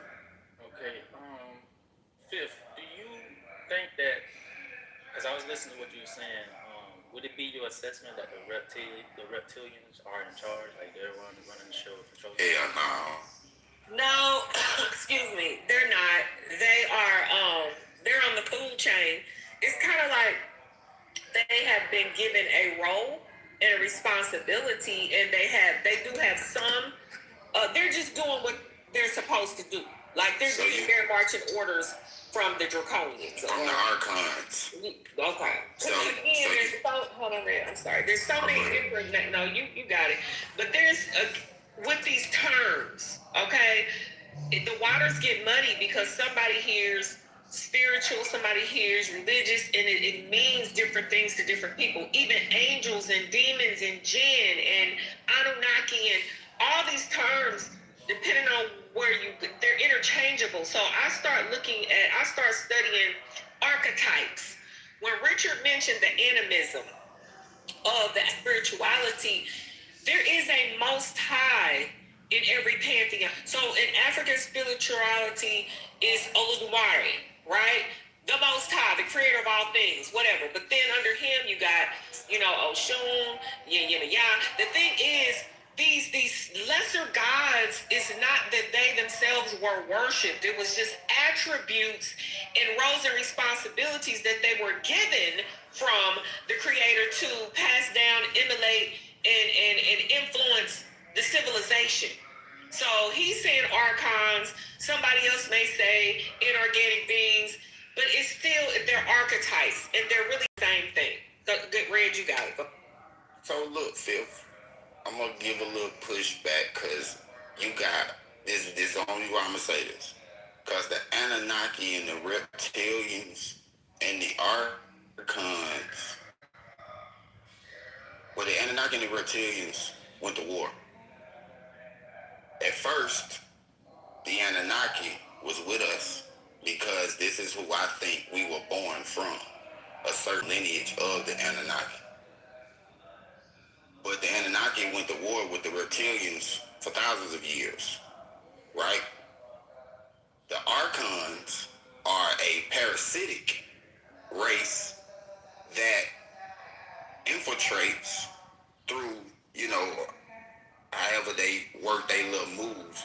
But the archons, the Anunnaki, and the reptilians, those are three different groups. Like I say, the Anunnaki was, like I said, at some point, working with humanity in cahoots.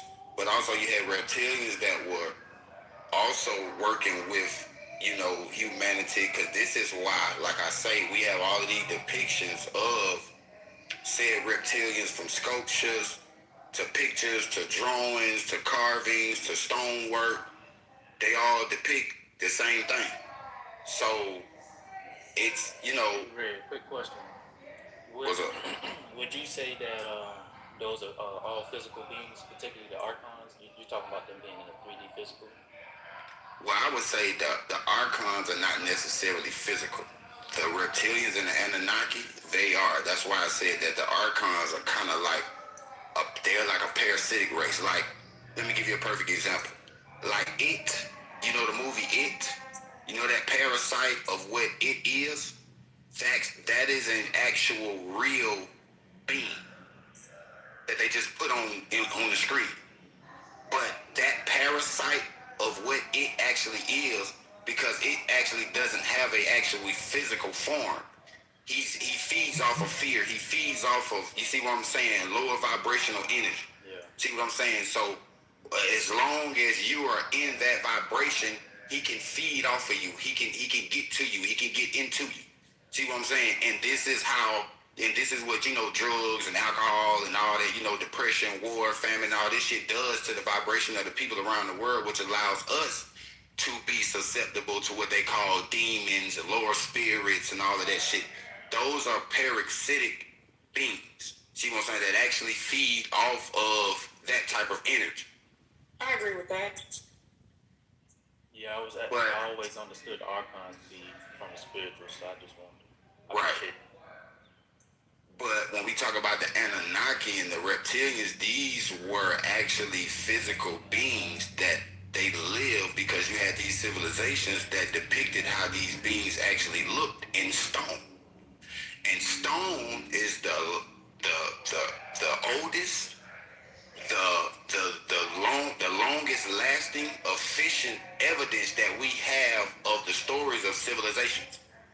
Let me pause you Go ahead. right there. I wanted to clarify, I'm not saying they are one and the same. I'm saying that people, because we are not, it takes a lot. It's a lot to sift through and dig through, but you have people using these terms to describe these same things. So like, even when you look at Inky and Lil, and you look at the archetypes of other gods or deities, you will see a sun god, you will see a sky god, you will see a storm god, and you will see those like alleged physical beings, but physical beings that actually walk the earth or were attributed some type of deification. And you will see the same archetypes, is what I'm saying. Whether they were physical and spiritual, and they start to get blended in and interchanged and absorbed and even reappropriated. You understand what I'm saying? Listen, you're right, because all of the stories that were created that are in religious texts come from the stories of the Anunnaki. Like when you get the story of Horus and Set, the brothers that's fighting, and Enlil and Anu had the same story. Those brothers went to war, and their children went to war. See what I'm saying? With each other. Their children were the different races of factions of human beings that went to war on the planet. That's why I be saying that Africans took sides against us, the niggas in America. Africans took side with Marduk. See what I'm saying? And the niggas in America on this side, we took another side. Just like I brought up when I talk about the brotherhood of the eagle. And we have all of these eagle predictions, all these eagle representations over here, in the Americas. Like they kept the logo. They didn't, we have the eagle constellation over here, in the Americas. All of this shit. The brotherhood of the serpent is the brotherhood that went to Africa after the fall and the sinking of Atlantis. That's why that's why when people think of civilization starting in Africa, no, that's civilization restarting in Africa. And people don't understand that story. People, and like I said, a lot of people don't believe in the story of Atlantis or you know, you don't even got to call it Atlantis, just another fallen civilization, and these people, something happening, and then these people just being refugees and just going to other places to start over. Like I said, the Brotherhood of the Eagle stayed in the Americas. The Brotherhood of the Serpent went to Africa. That's why you see a lot of the pictures of serpents, snakes, cobras, and shit over there. That's why you see a lot. Mexico ran with Quetzalcoatl. But it's the feathered serpent. The feathered serpent, yeah. See what I'm saying? It's a bird. We never left the teachings and the knowledge of the eagle. But these are the same people. You see what I'm saying? That had the same knowledge that just went two different ways and used it different. That's why you see pyramids in Africa, you got pyramids in the Americas, because these niggas had the same knowledge, but they did different shit with it. But if you don't know the story, you don't understand what really happened, and you'll just believe what these crackers told us about what happened in history. And there is a different energy signature. If you just for all intent purposes, and you just start, because like he said, we want to talk about Africa, but it was Mesopotamia. Even the stories that come through the religious teachings, they all connect to Abraham. Whether it's Judaism, Islam, or Christianity, quote unquote, Abraham is the father of them all. But when we meet Abraham, we meet him through the lens of Christianity or through the lens of Islam as black people. Then the Judaizers have him over there with them. But he's the father of them all. But if you trace Abraham, if you really study Abraham and where he came from, it was the land of Ur and the Chaldees. Even the 12 tribes of Israel, they had 4 baby mamas. All of them, wasn't no 12 kids by the same woman. And those women, Rachel and Leah, their lineage also traced back to Ur, Mesopotamia, which allegedly is the horn of civilization. This is what I was going to say. If you take Enki and Enlil, there is a right and left, good and bad, up and down, in and out, right? That duality exists. God and the devil, and all that. There is an energy signature that follows Enki and Enlil as far as lineages and bloodline, and who really, which one you up under. Yeah. Which one out under. That's definitely what it is, because listen, you just said it. Because, oh damn, did my son.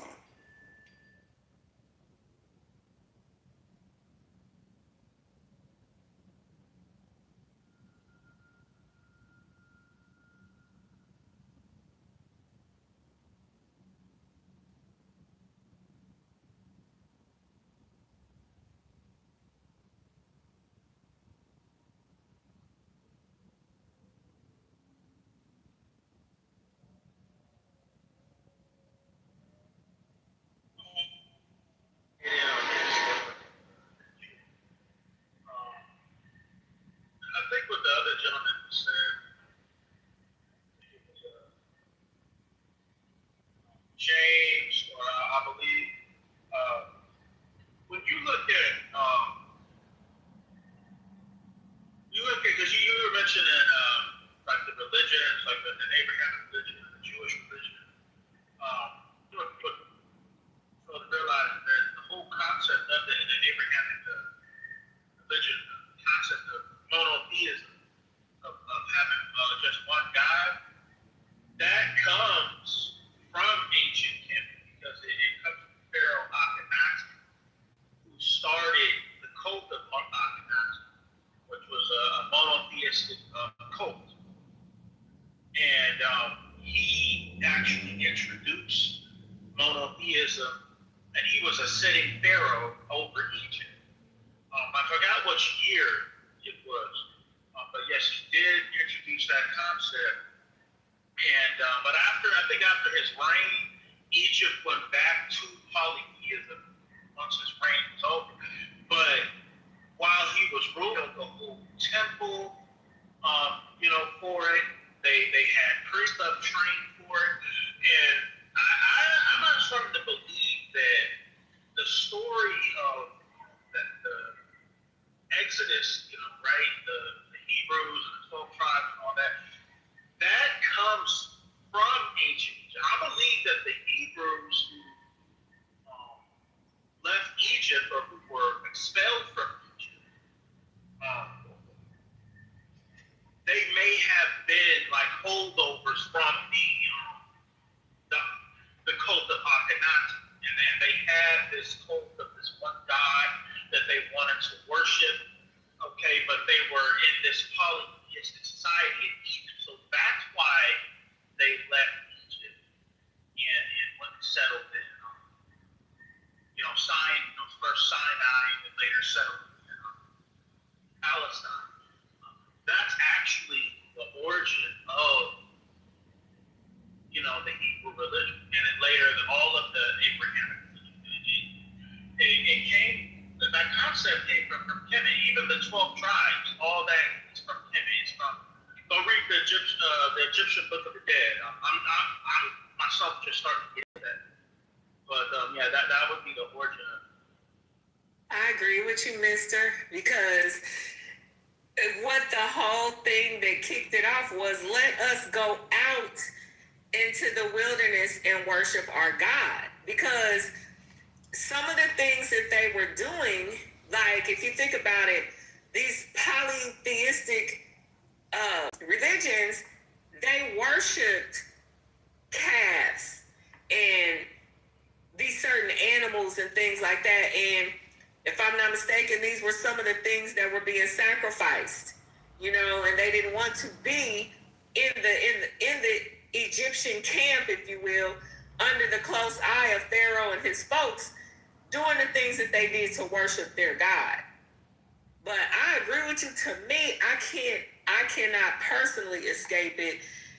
Everything, I start back, our roads led me first to Mesopotamia and to ancient Kemet, So I'm still continuing to research. I don't pretend to know anything, but I can just say that as I was studying as a so-called Christian, born in the womb, died again, born again Christian, all that, it was that was not aligning and making sense to me. Like, and people to explain it away, teach it away, but to me, their explaining sounded like fairy tales for grown folks. Now, I can believe in the supernatural with the rest of them, but the way they were explaining some of these things, even as a child, it made no sense to me. We are in a monotheistic religion, but the Bible said, let us make man in our image. And then you got a God who said that he repented creating man, and he was a jealous God, and all this blood. We supposed to, the devil is the enemy and all this stuff. I didn't see nowhere in the Bible where the devil killed anybody. I didn't see anywhere where the devil killed anyone in the Old Testament. So, I don't know. Again, still studying, still open-minded, and still learning, but just building on the foundation, of where I started. And I'm going to eat the fish, throw the bones, and eat the fish, throw out the bones, and I will not throw the baby out with the bathwater. But a lot of it's very interesting. And there's so many similarities across the cultures in monotheism and polytheism, for sure.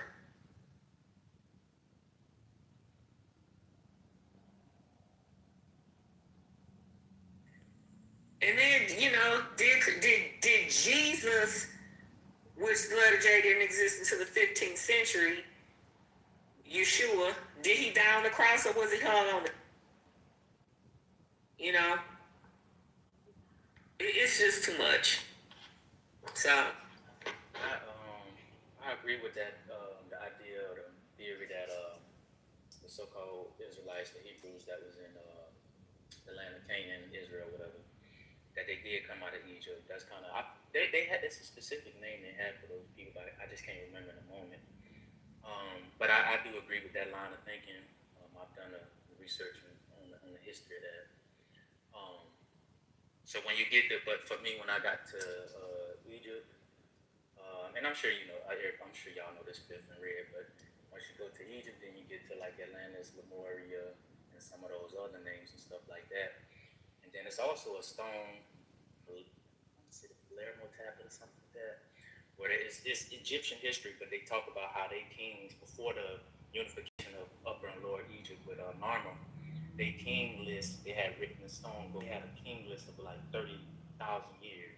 And as you go further back, it get into more into like figures that you would call like gods or supernatural beings and stuff like that. I get the name of the tablet, but it's an actual tablet. But yeah, once you get to, kind of Egypt, you get to, the Lemuria and all that stuff, Atlantis, you know what I'm saying, and other names that go further back. It is a history. It is, to me personally, I believe they were civilizations, actual civilizations. You know what I'm saying? Y'all cooking. When I started studying and realizing that the Quran was the absolute, even before Jesus, if you will, it was the main cruel method of execution. That's what they did. And to make the cross a symbol, to me, it's just really kind of twisted and wicked to have people clinging to death and bloodshed and blood sacrifice in this way.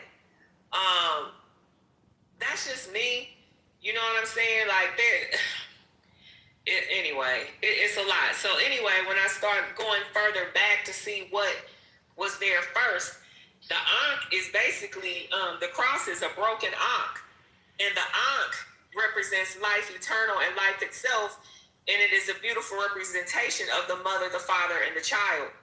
Whereas when you look at what they had with the patriarchy, Christianity, and a lot of these world religions, it's in the backdrop, very deep and not even so much hidden anymore, is a homosexual agenda. You know, that the cross is a phallic symbol. 100% phallic. There is no womb. There is no mother.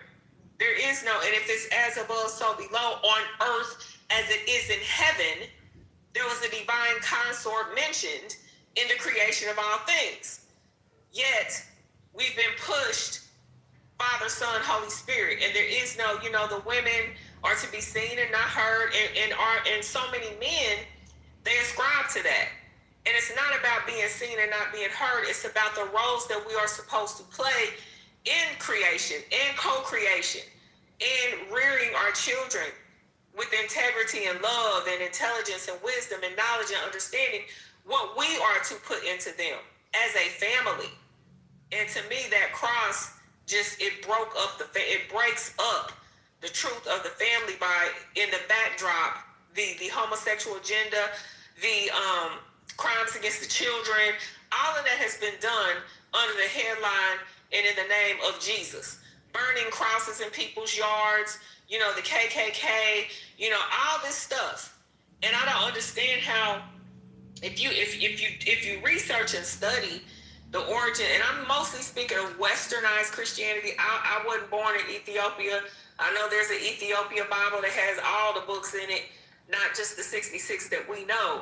And so many people say, well, Christianity existed long before that. Well, that ain't the Christianity that we got over here. The Christianity we got over here is something different. And it's tied to Christian nationalism and white supremacy. It is. That's the Christianity. That's the Jesus we got. That's the Christianity we got. And I'm sorry, you can do your own research. Take out your smartphone and Google Caesar Borgia and click images and see if you don't see the same image of pictures that's up in your grandma's house. Search Jesus and click images and see if pictures of Caesar Borgia don't come up. Caesar Borgia was the Pope of Alexander VI, who declared himself as God's vicar, God's voice on earth. Therefore, making his son, Caesar Borgia, the son of God. So, y'all can miss me with all the bullshit as it relates to us being a version of Christianity. When I discovered, they were being so hard on Muslims. I didn't understand what's going on. I know some Muslims that we actually think alike. You know what I'm saying? But no, they talking about jihad and suicide bombers and all the bloodshed and forcing people to do this and that under their religion. Christianity don't act like it didn't do the same thing. Christianity is what colonized the fucking planet.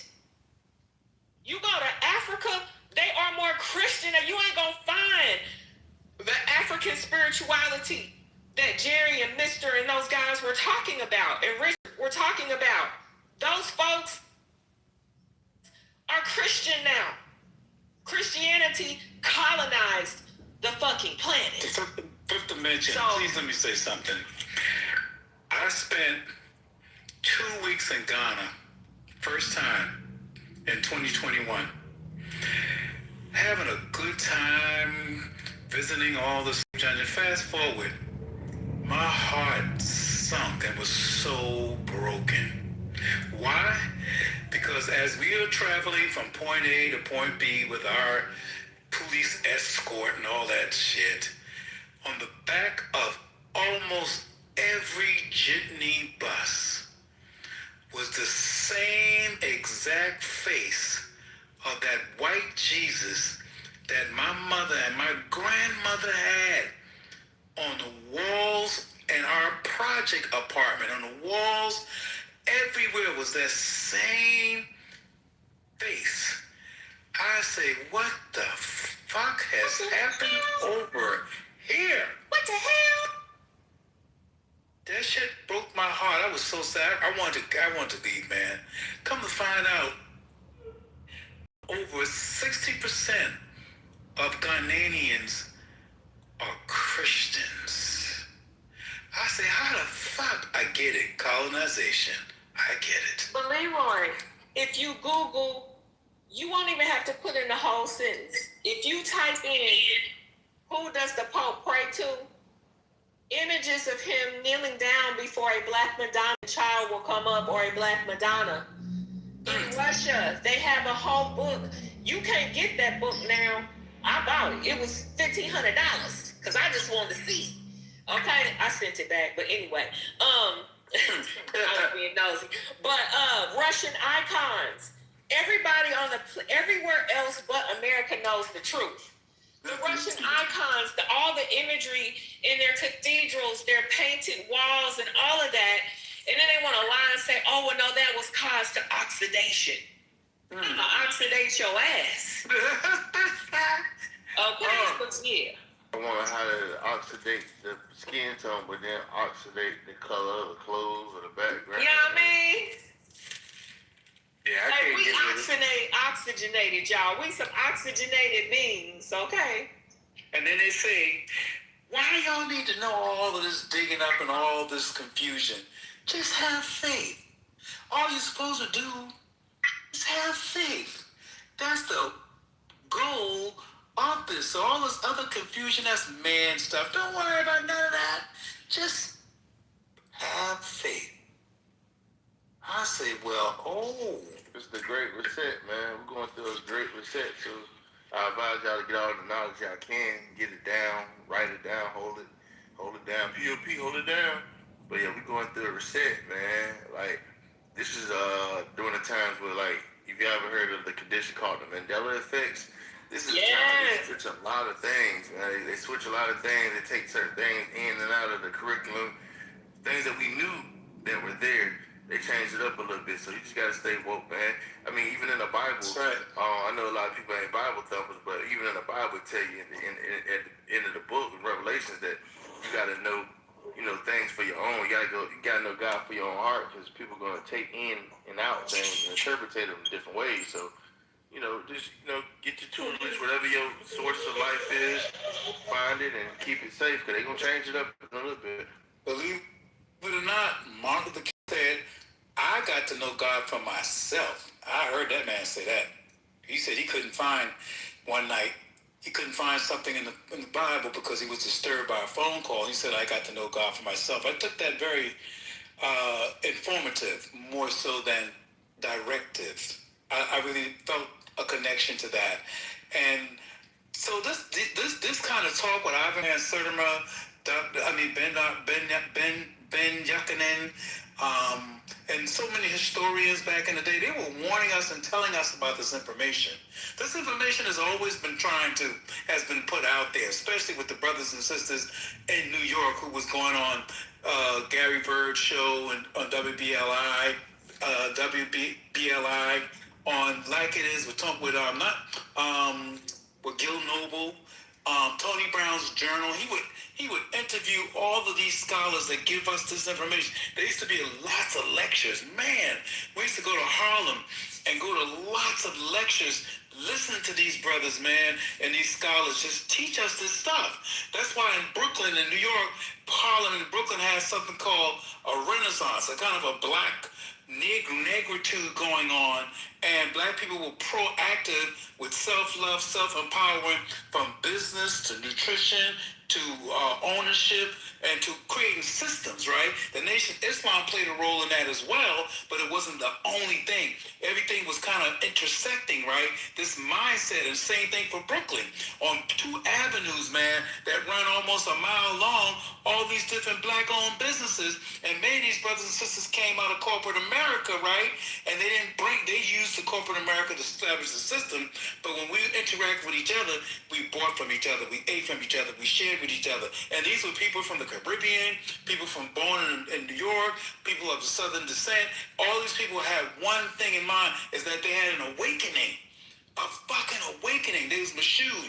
Mashoud's from Nigeria, called Abodiagon. Me and him used to roll together. Then there was Salif. Salif had the Senegalese restaurant. His children and my children. Then there was 4W Circle. 4 black women came out of the business community and they created a store where black artists can bring their products. So Christmas, holidays, whatever days you want, we go there and shop with them. When you want to eat, you bring busloads of people, you take them to Corinde. If you want them to get wearables or whatever, we take them to Brenda Brunson Bay, or we take them to Mashoud.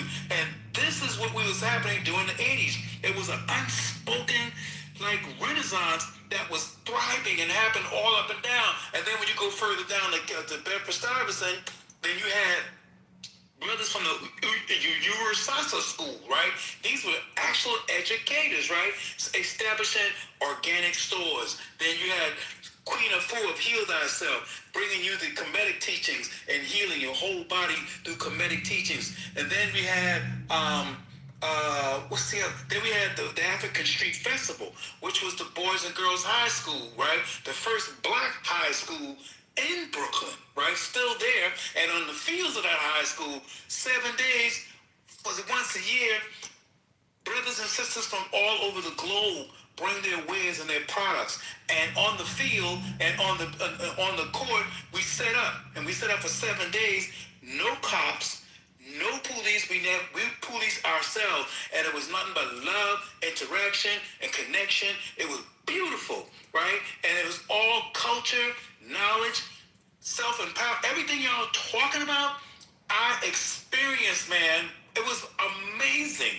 right? The only reason why this thing never stayed or lasted is because none of us own the property. The Jews own all the buildings. So then we as the artists, right, we create this whole atmosphere that made it sexy and cool, right? They had little boutiques and bookstores and places where you can come and do your internet service and whatever and meet each other without having to spend a lot of money. It was fucking amazing, right?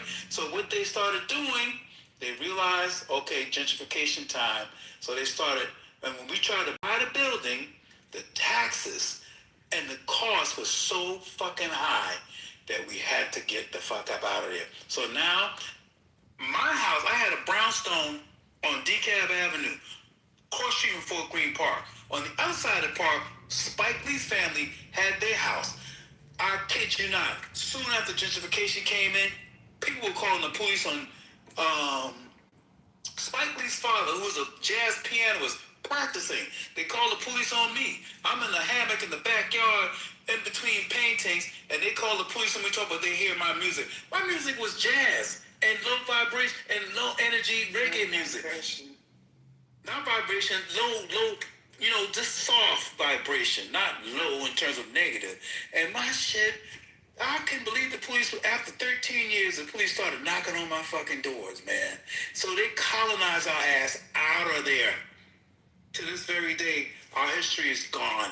They even had Little Sun People, a little school for little children to go on weekends to learn all things Afrocentric along with Eurocentric practices. Then there was Kush Campus, a high school, a black high school. Really crazy too, Leroy, so explain it, please. Huh? The high school, like Hug High. I never heard of Hug High. So my sons went. My son went to. No, Kush Campus was a Afrocentric high school from the 6th grade to the 12th grade. My children and my friends' children all went to that school. It was just, oh man, we had when people talk about Quanda, we was actually experiencing that stuff. We just needed to own the property. That was the only shortcoming of our existence that we could not own. I own mine. But we could not, a lot of people couldn't afford to keep those buildings, man, because the landlord priced them out. And so we dispersed. And now these buildings are like $5 billion, $10 billion. You know, the taxes are stupid, crazy high. Nobody could afford to stay there. And that's why it changed. The love was there. The culture was there. And these people were free thinkers. These people were not... These people, some of them were rooted in Christianity, some of them are rooted in Islam, some of them are rooted in African principle teachings, but they all are rooted in pro-blackness and pro-spiritual blackness. They weren't trying to erect and enforce the white Jesus concept on anybody. When they want to get black, they know when they come to this area of Brooklyn, you're going to be centered in your blackness, your negritude, whatever that is. Between Pratt University and Brooklyn Academy of Music, nothing but, man, I took my kids were involved in a male rites of passage. Then what's it, Chuck, what's his name?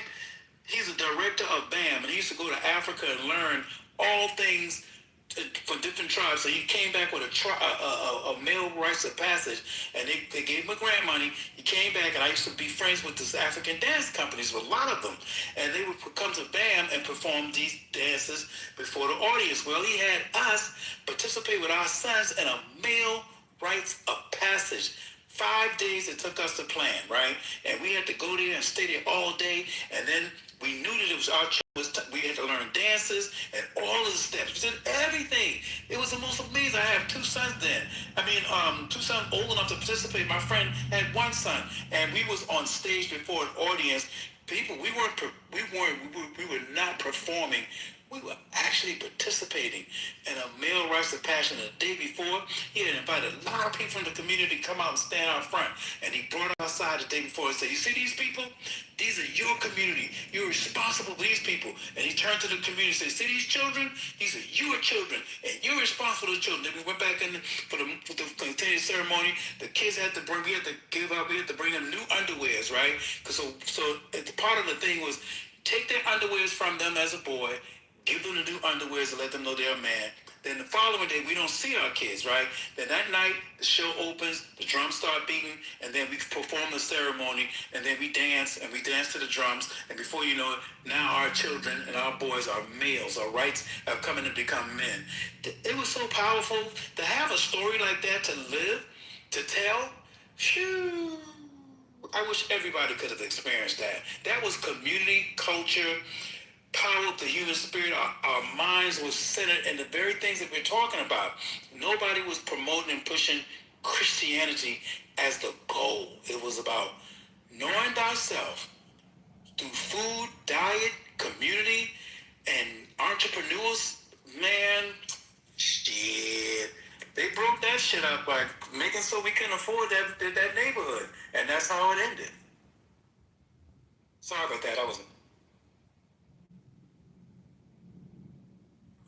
No worries, beautiful. Thank you for sharing that. I want to welcome, we got some new folks on the stage. I'll just go ahead and do a quick reset. I want to welcome you to 40 Acres in a Mule Fuss Box. This house was created by none other than Eugene 1X. He's out. Oh, there he is. Top of the page, actually in the middle of the page now, if you do a PTR. Flashy blue black bow tie. You know Eugene. He is the creator of this house. The Fuss Box is the playground for intellectual prodigies, where intelligence meets street smarts. Will there be peace in the Middle East? That's kind of what we've been talking about earlier today. And those conversations, as you know, always take us down several different rabbit holes. Want to welcome all the beautiful people who are here with red tickets. You're our guest today. Go ahead and trade that ticket in. Click 40 Acres in a Mule Fuss Box at the top of the page. that will allow you to join our house and join our family. Hand raising is on, and you are welcome to raise your hand and come on up to the stage and share your thoughts. We would love to hear from you. Know that the fuss box is called that for a reason. We be fussing up in here. We do not always agree on everything, but it's not an echo chamber. We got Democrats, Republicans, Christians, Muslims, atheists. We got all kind of stuff running up in and through the fuss box. And everyone is absolutely welcome, because our motto is, it is okay to change our mind based on new information. We are all here to learn the truth and to share the truth, whether it's subjective or whether it's absolute. But again, just to expand our horizon, our wisdom, our knowledge, and our understanding. And, you know, just to make sure that we are being the best that we can be. So with that being said, I want to welcome Nike, VWI, Lyrical, Slim Jada P, D-Lock, Hakima, Masali, Leroy, Ken's Landing, and Mr. to the stage. They have joined us of late. Again, you guys, hand raising is on. Please feel free to come on up. If we send you an invite, don't be scared. You can even come up to the stage and cheer with us. You don't even have to say a word if you don't want to. But understand, if you come up with a red ticket and you get rowdy, you will get evicted. Okay? Evicted and ejected and sent down to Ukraine, Gumerica, and Dubai. All right? The folks we got down in the Gooniversity do not tolerate your bullshit. With that being said, the floor is open. We would love to hear from you. Thank you, thank you, thank you. Hey, the goo is unbeatable. Yeah, listen, you know the goo is like the motherfuckers in the comments on the internet. Like, you can't beat the goo. you cannot defeat the internet. You cannot defeat the internet, nigga. You can't defeat the goo. The goo is unbeatable. That's why I don't even be reading the comments, because I'm like, they probably going in on my ass. I ain't gonna read them. Shout out to everybody. I love y'all. What y'all nigga doing, man? What the word is? What we talking about? I got my kids today. Leroy just shared with us an experience he had with a rite of passage, and how there wasn't anything being pushed other than becoming and being men. And he thought that was an absolutely beautiful experience. So.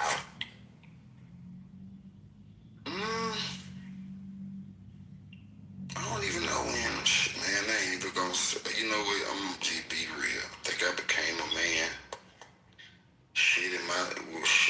When I turned 31. I ain't even gonna lie. I'm saying it in the sense of like when I just realized, like, you know how as a man when you wake up and you just realize, like, you know, like all the shit you did before, that shit really don't matter, and it's just like I guess is when I started taking like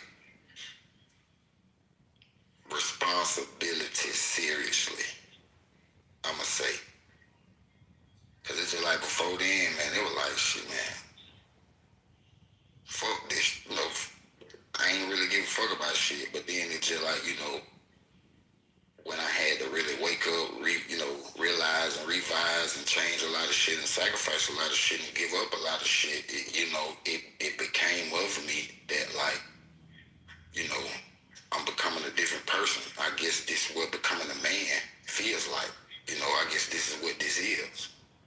So that's why I always say, like, man, nigga don't really get grown till they 30. From what I say. Because most niggas that wake up to life until that time. But before then, most of us, you know, we in the street, we playing, you know what I mean? And I think at that point, you know, we just realize, like, hey, boy, shit something gotta give. And I could just say, you know, honestly, just being real, like, I'ma say it for me, like, that's when I say I became a man. When I realized that just cause you a nigga with a dick, that don't make you a man. Hey, I already pulled your card, bro. Just cause you was broke on the street, don't make you street. You was a broke nigga, bro. So how you even... I'm sorry you feel that way, Nike. Man, bro, don't say you from the I've seen you become on the street, bro. That's Intelligent. why he was on the street. Right before very eyes. That's what they already told me about this. Why you? Because you was a little stupider before I met you. Got your mind a little bit closer to right. What I will say, man. You was a little stupider. Yeah, man, so you was a little stupid. You was a little stupid. Look, man, since I've been around you, since I've been fucking with you, I got a little smarter on.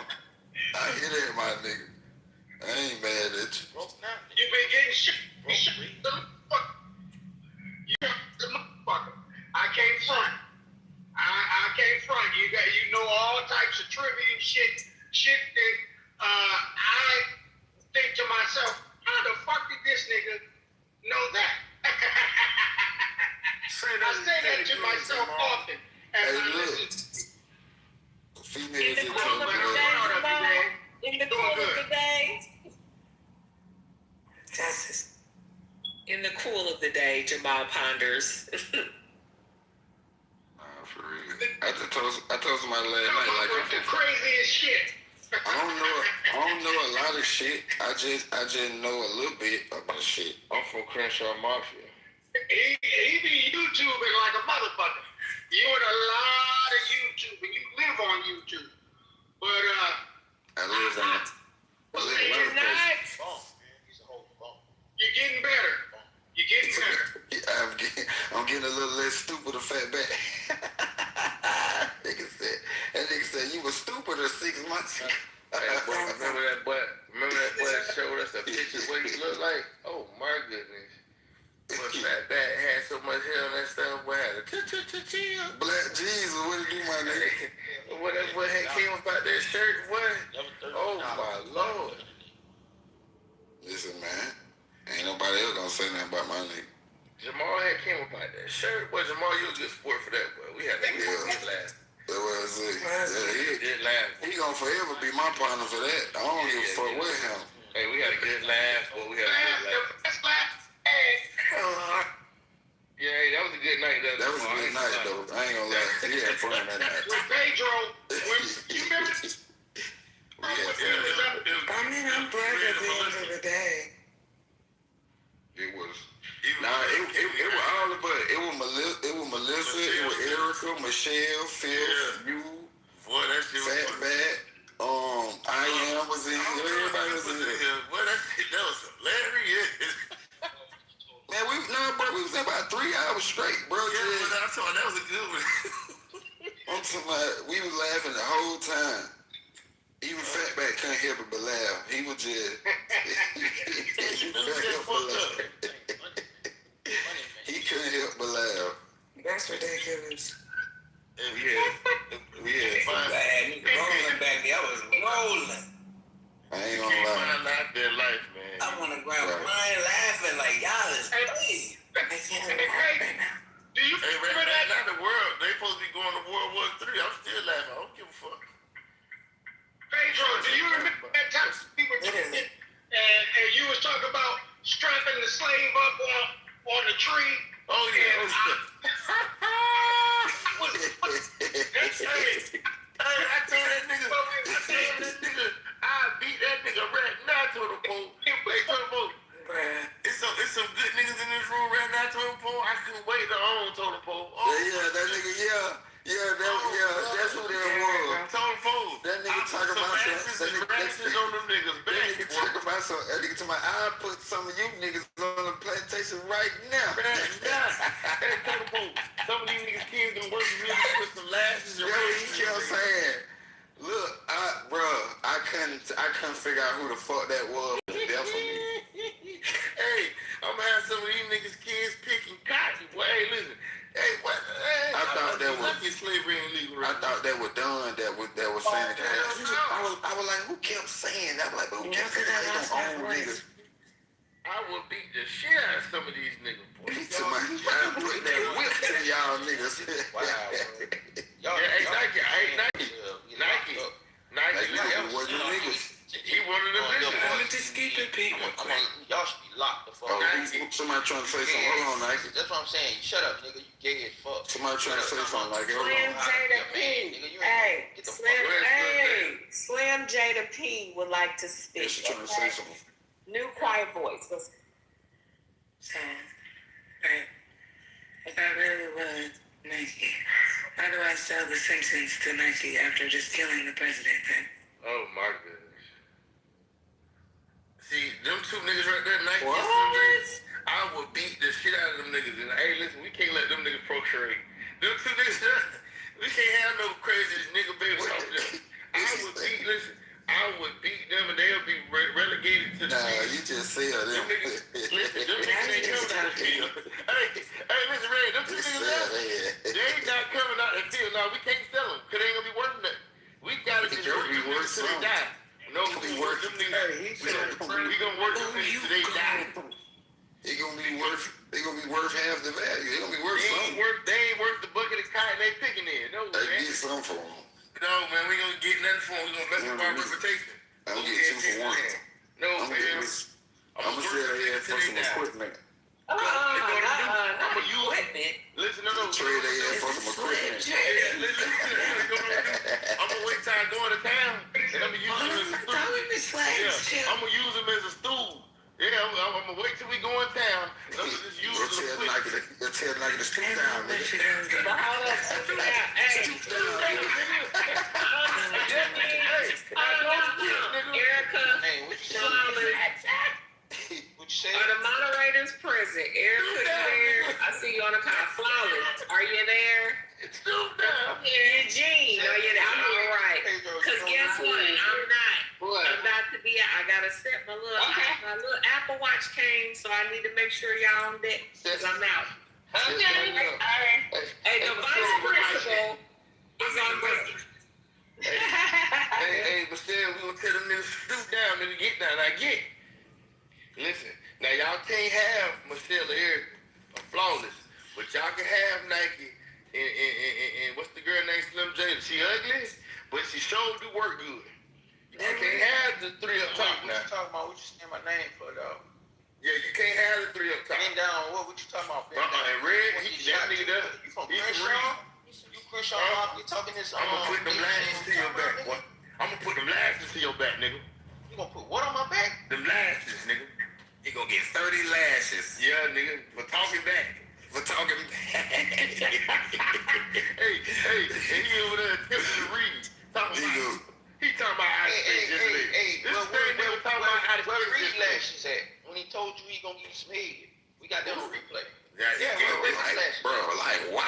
See, why must they do that all the time? Red, I told you, listen, Red, I told you we got him for nothing. I told you, listen, Red, I told you we couldn't train this nigga. He already got replay, bro. I got the replay right here. He already got butt broke over there on Master Who can play. Oh, now you want to talk about butt broke? The boy already got butt broke. View?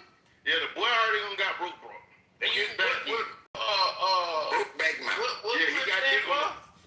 Stand for? He can't handle it. All he want to talk about is shit. He talking about some other shit. He was over there on Candyland plantation. They was over there doing funny shit. We talking about enslaving you ignorant niggas. And he talking about gang member? And he talking about dick on the brain. This shit crazy.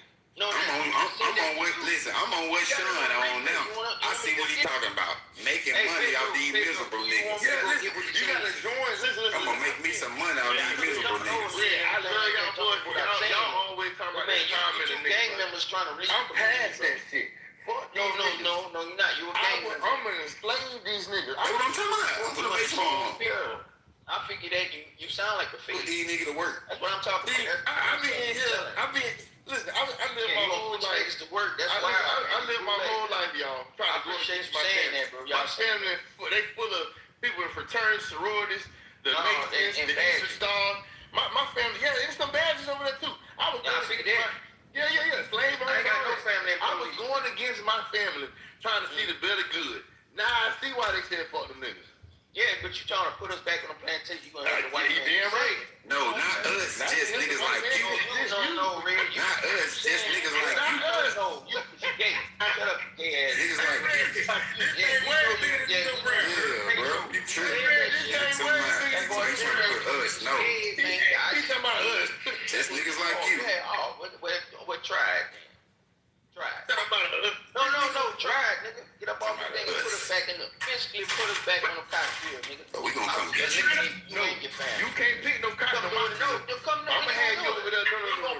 Pull up. You can't pick no. If we put him in the field, the crops gonna start growing. Yeah, you can't get right. You gonna fuck my cotton field up. You gonna fuck the crops. Man, I'm gonna put you over there to tend to the horses. Don't I'm gonna see how strong your jaw is. I'm gonna put you over there to tend to them horses. That's what I'm gonna do. I'm gonna put you over there to tend. Don't make that nigga put feet on the horses all day. I'm gonna have him change the hooves all day. There's that change the hooves all day. They're gonna be burnt. Shoot it real good. So listen. The family know how you talk. So look. So if the horse want to kick anybody, he gonna get kicked but first. he kind of strong, Jamal. He kind of strong. He kind of strong. I'm like, I seen it in him a long time ago. You see how he bumped back a little bit? That nigga got a strong back. That nigga got a strong back. He got a strong back.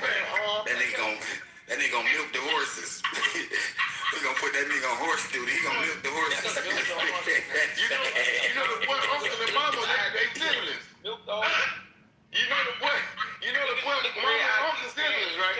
He ain't gonna pick up. Yeah. That's why he can't. You can't pick no cotton off my land. No, I'm asking this motherfucker. He call his sperm donor Uncle Daddy. Uncle Daddy. Uncle Daddy. He hit Uncle He Uncle Son. Uncle Daddy. You might have. He's trying to get promoted to cotton. You can't pick no cotton up here. We gonna put you over there to tend to them horses. I'm gonna stab that nigga in the neck, bro. You gonna tend to them horses, goddamn it. You gonna be. You gonna milk them horses and change them feet, boy. Change them hooves. You look like you're bisexual. Hey, what a retarded nigga got a strong back. Hey, Pedro, give me some Worcestershire sauce before I whoop your ass. Give me some of that Worcestershire sauce before I whoop your ass. Hey, now listen here. I want you to take this shit. Hold on, Nike. Hold on, Nike. I want you to take this 50 cents. You go down there to Miss Sarah Lee, and I want you to get some of them pie crust. Don't get no filling. Get the pie crust. That's it. Then I want you to take the rest of the 50 cents and go on over there to Master Kahookin, where you came from, and get some sweet and low. Hey, look, if we gonna treat it, we gonna treat it. I'm gonna get your girlfriend. We gonna treat his ass like rape on life out there with the lives. I'm telling you, put his ass out there in the garden. But just know, you gotta put me on the mother. Hey, yard boy. Oh, yard boy. These here little tulips need a little fertilizer. Need a little exuberance. These plants need a little exuberance. Master Pedro is gonna be over here. You see how much their white only pie.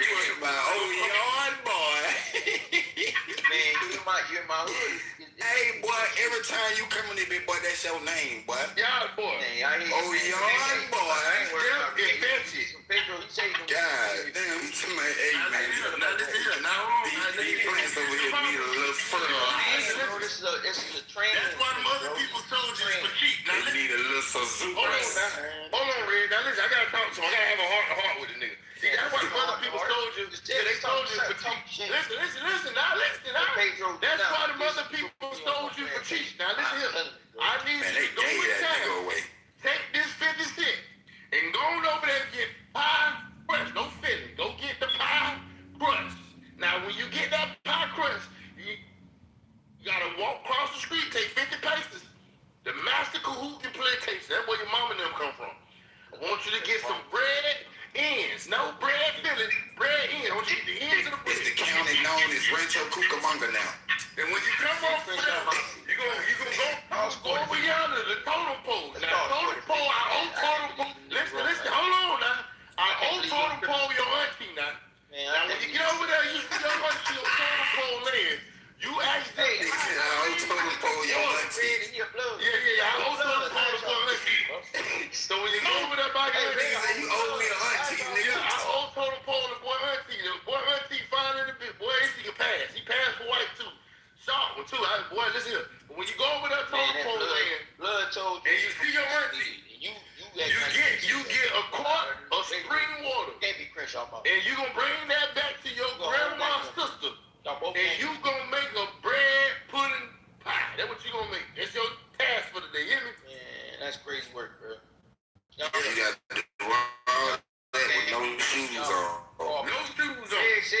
police. And if you drop that burlap sack, I'm gonna put the lashes to you. Y'all making 30 lashes. white like Hey, if he drop that sack, I'm gonna put the lashes to his On ass. his back. That's sad. Drop that sack, you get 30 lashes to your back. Y'all, you gonna put sacks on back. That's, I told you, man, Red. Now your auntie, that's over on totem pole land. You not have sex with her, boy. That nigga, I'ma know now. Say sex, money, murder. If you don't come back with Yeah, we don't. I've been begging totem pole not to sell that gas because I know you like to go over there to see That's auntie. sad, man. I've been begging totem pole. Hey, look, listen though. Hey, Black, these real shit. I ain't in the business of selling niggas, but now that I think of it, niggas like him, Yeah, he gotta go. we are buying trade them nigga ass fast. I got to beg totem pole not to sell the boy auntie. That's all the family he got. That's all the family he got left. How old y'all is? 40? Still gangbanging? No, you about 23. You got a nice chin. You got a nice chin. No, I'm just saying. I'm pretty sure I'm up. Right, is he strong? Can you read? I hope he don't. Can you read? Totem pole don't like niggas. Oh, man. Totem pole don't like them niggas. Can you lift up to 50 pounds? Brother Eugene, like brother Eugene, like the reading nigga. Can you lift up to 50 pounds? Can you read? Can you team lift? Right. Yeah, and trying to come with their conscience. Can you project build? Do you work good with others? Let's see your resume, son. They keep joking with it. Can you work good with others? They can joke with it. They can joke with It says here, the last plantation you got fired from because you a pitcher woo on the job. Pitcher woo on the job, boy. Yeah, it say right here, the last Ain't nobody doing nothing. Jangalang. Well, tell you about pitcher woo on the job, boy. sad, man. Gang members. Listen, I know your daddy was trying to teach you how to read. Y'all hear this? Gang members. Listen. Now, hold on. Listen, boy. And they what's wrong with you? Over different colors. Yeah, what's wrong with you? No. Hey, don't stop it, man. Listen, you was not Miss Taylor colors. You and Miss Taylor is not that color. No. Let's talk about it, man. You a man. You a Crenshaw mom. I'm a man. Some blood. I'm a man. You kill people. Listen, you I'm a man. walk around, check people for colors, right? I'm a man. Down for colors, right? I seen that movie. For real. No, I'm just saying. That's why I say I like that movie. blocks that's owned by the white man. Like y'all You teach that boy how to that's read. what Leroy was just talking surely about. gonna die. Listen, the man, I like that movie. own the building. So you own the corners and you walk around, check folks, and I kill own them, plantation. and kill your own people for colors. Right. And We on cotton fields.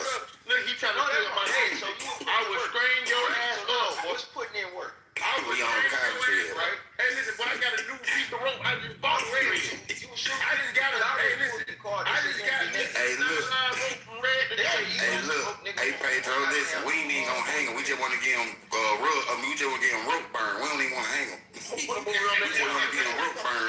Yeah, We don't even want to hang him. We just want to get him rope burn. That boy ain't worth the rope we hung him on. We ain't even trying to kill him. We just want to get him rope burn. That's it. Get that nigga off my good rope. I know you. Okay, Hey, Red, Crenshaw get mom, that nigga off my good rope, see all that. You three. I don't even want to kill him. I just want to get him rope burn and let him go. Bring him up. Hey, Take his ass up and get him rope burn and let him die. Now, he not like Steron color. See, if he was Steron color, we have to beat him on the feet. Don't fuck up that boy's skin. Man, you so No, yeah, you a little dark. bootleg, man. Like I said, you No, you a little darker. One of them. Oh, he one of them black ass. He one of them black ass Hershey. Hershey. He one of them Hershey herpes kisses black on. Since you want to be, like I said, we centering everything around you, but you don't want to ask questions. What's up, Did you go man? to college? Yes, sir. Okay, did you graduate? Yes, sir. Okay, what fraternity you join? All of them. The national nigga. No, I'm just saying, right? So you're a bootleg. Yeah. Yes, sir. That's fine. Yeah, No, yeah. I'm cool about it. So how you feel about this blood nigga right here next to that didn't go to college? I'm a bootleg nigga too. Well, he got a Blood niggas are bootleg niggas. Yeah, he got a plantation. Matter of fact, blood niggas are I'm masons. talking to you, female. Yeah, he got a plantation here. Definitely. No, I'm actually, I got 123 acres ready to put niggas to work. Female in the room. Look at you, hey, Nike, listen, Nike. Red, they don't. You got never a went to white college. I went to college. on your name. Red didn't go to college. And You you know a who peasant. Nike is? Hold on. Watch this. Nigga, you know who Nike is, nigga? Who? You know what Nike is? You know who you named yourself after? Who? Nigga? Nike.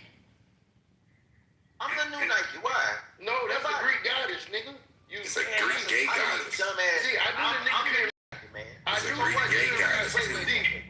I knew the nigga didn't read well. You hold on. It's a Greek gay goddess. 27. You worried about what people call them still?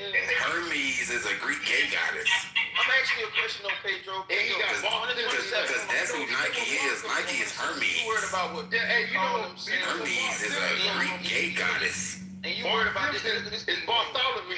Read. We honestly see you can't read. No, I know exactly what I did, man. What's the whole name too? What's the whole name? Now we need a nigga that can't read. That means he ain't gonna be able to run away. That's what I thought. He ain't gonna be able to run away. He can't read no signs. So we need him. Listen, I had a piece of rope on the boy foot, one chain and nothing. He couldn't figure out how to run away. Hey, listen. I'ma tie a bear trap to this nigga feet. Hey, no, listen. No, that's what I'm saying. Fuck your family and fuck the people you represent. How about that? Fuck the people. What you gonna do about it? Yeah, it don't matter to me. Then. Okay. No, but what you want us to do? Because this is you. That's why I want to hear. You ever got beat? You ever got beat with a horse braided? You ever got beat with a horse braided whip? Talking about this? No. This is. You beat that nigga at one of them Mexican belts. I'm gonna beat that nigga one of them Mexican Jorge. You saying that? Yeah, beat that nigga one of them Mexican Jorge belts. No, let's. I'm gonna hit that nigga still in the paw. No, Pedro. Let's unpack this. Beat that nigga at one of them cattle ranch belts. Hey, I like to kill the nigga. I'm asking you a question. I had to wear the help off him. I needed to take them rollers in the town. But you don't want to ask questions. Answer questions. I ain't asking no questions. We don't talk to peasants. Right? We don't talk to You know what I'm talking about? We centering you. We don't talk about the fruitcake we got here. We don't talk to merchandise. We don't talk to merchandise. Right? So I'm asking you a I question. ain't never known a pound of weed to talk back to me. We don't talk to merchandise. And you in a fraternity. Correct? You all of that. Pedro, we don't talk to merchandise. That's like fighting with a pump. That's like no, but I'm saying he's centering. That's like fighting with a pump. We don't talk to merchandise. He just want to number on Pedro. Go. Hey, Kev said, do we see something wrong, Kev? I'll put you on the first goddamn train away from your mama and father. You question me, nigga. Nigga, we'll change your life overnight, nigga. See your ass so far. We can change your life overnight, nigga. Your ass will be on the first thing smoking. Oh, come on. Tell another joke. Hey, I see Kev ass in Chattanooga tonight. I need some niggas to put to work when I go to the farm. I see Kevin in Chattanooga and I see his mama to the mix. Come on, another joke. Sit in the Chattanooga. I see that nigga to Chattanooga tonight. Have his ass on the first thing smoking. Hey, that nigga keep trying to undermine me, man. That nigga keep trying to undermine me. Let's go. Tell Pedro, talking about, nigga, keep talking back. I'ma sell your ass. Nigga. I'ma send your firstborn to Memphis too. Keep playing. Yeah, okay. I'ma send him up yonder. I'ma send him up yonder. Fuck you. Until you gonna see you with your walking papers. Fuck you. I already fucked your grandma, nigga. That was my first slave. I've been fucked your That was my first slave. Hey, well, I've been fucked your grandma. What? That nigga said, like, I came over my first slave. We ain't worried about food. That was my first slave. Hey, that was a good one, Black G. Hey, that was a good one. As a boy, my daddy gave me your grandma was the nigga fucked your grandma. That was my first slave. He told me I bitch fucked your grandma, boy. That's why he don't even know. I know. My daddy gave me your grandma ass. Oh shit, that was a good one. That nigga said, what? They got me fucked your grandma. Nigga, that was my first slave. But that's why I want to tell me a motherfucker. This brought back a memory, didn't it? I'm saying. That's history. It looked up. Hey, hold on. It looked up right quick. What? Hold on. Wait, what the y'all? Hey, look up right quick. I think he kind of saved him up to the man. I think my brother probably your dad. Look to the left. Pedro, you don't think that he Look to the left, nigga. He called police? To my why's your head? To my why's your forehead butt, nigga? Answer me, nigga. Hey, let me call my brother down here. Answer me, nigga. He's my brother, boy. Why's your forehead butt, nigga? You answer me. Look, they gonna stop. Hold on, Nike. I'm gonna offer you something, Nike. I'm gonna offer you something. Now, hold on. Let's pull it back now, Nike. I know this. Pull it back to what? You look like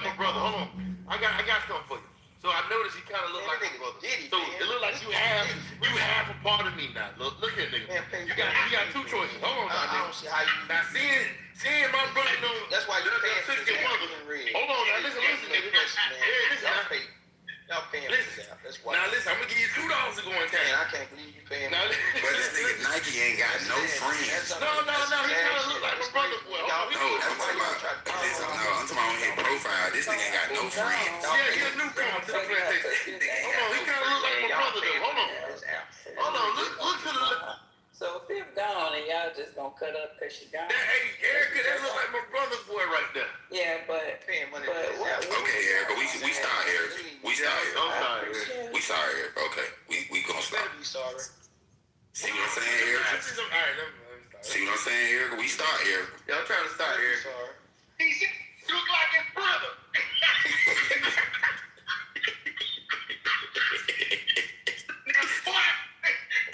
Look at him. Let me see that jawline. Okay. I'll stop it, Erica. I ain't saying nothing else. Hey, Eric, get a talk about that, man. Yeah, Erica, let's talk about something. Crenshaw Mafia supports. Somebody play a clip or something.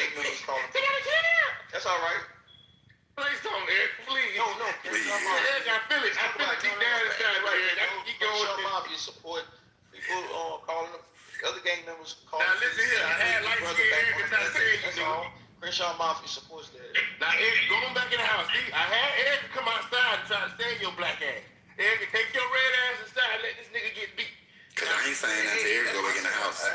Now when Eric go back in the house, I get it, man. You calm, man. Show the police. He said that to Eric go back in the house. I mean, bro, you show the police. Soon as Eric get back in that house, you hit him with that buckle. Right, so let Eric leave. That's when I'm gonna start talking to him. You bust his ass with that buckle. Fuck your street, fuck your hood, fuck That's fine, bro. I'm sorry you feel that way. No, because you wanna you just said it. You Soon as Eric walk back in the house, over here, wearing the head with that buckle. Call police and you support putting your brothers back on the plantation. Soon as Eric walk back in the house, I'm gonna bust your head to the rear. One like a Salam in his room. You feel me? Now he all right. Thank you so much. Thank you. This nigga is down with it. Go ahead. Let me do it, Eric. Now we're gonna play it. Doing nothing about it.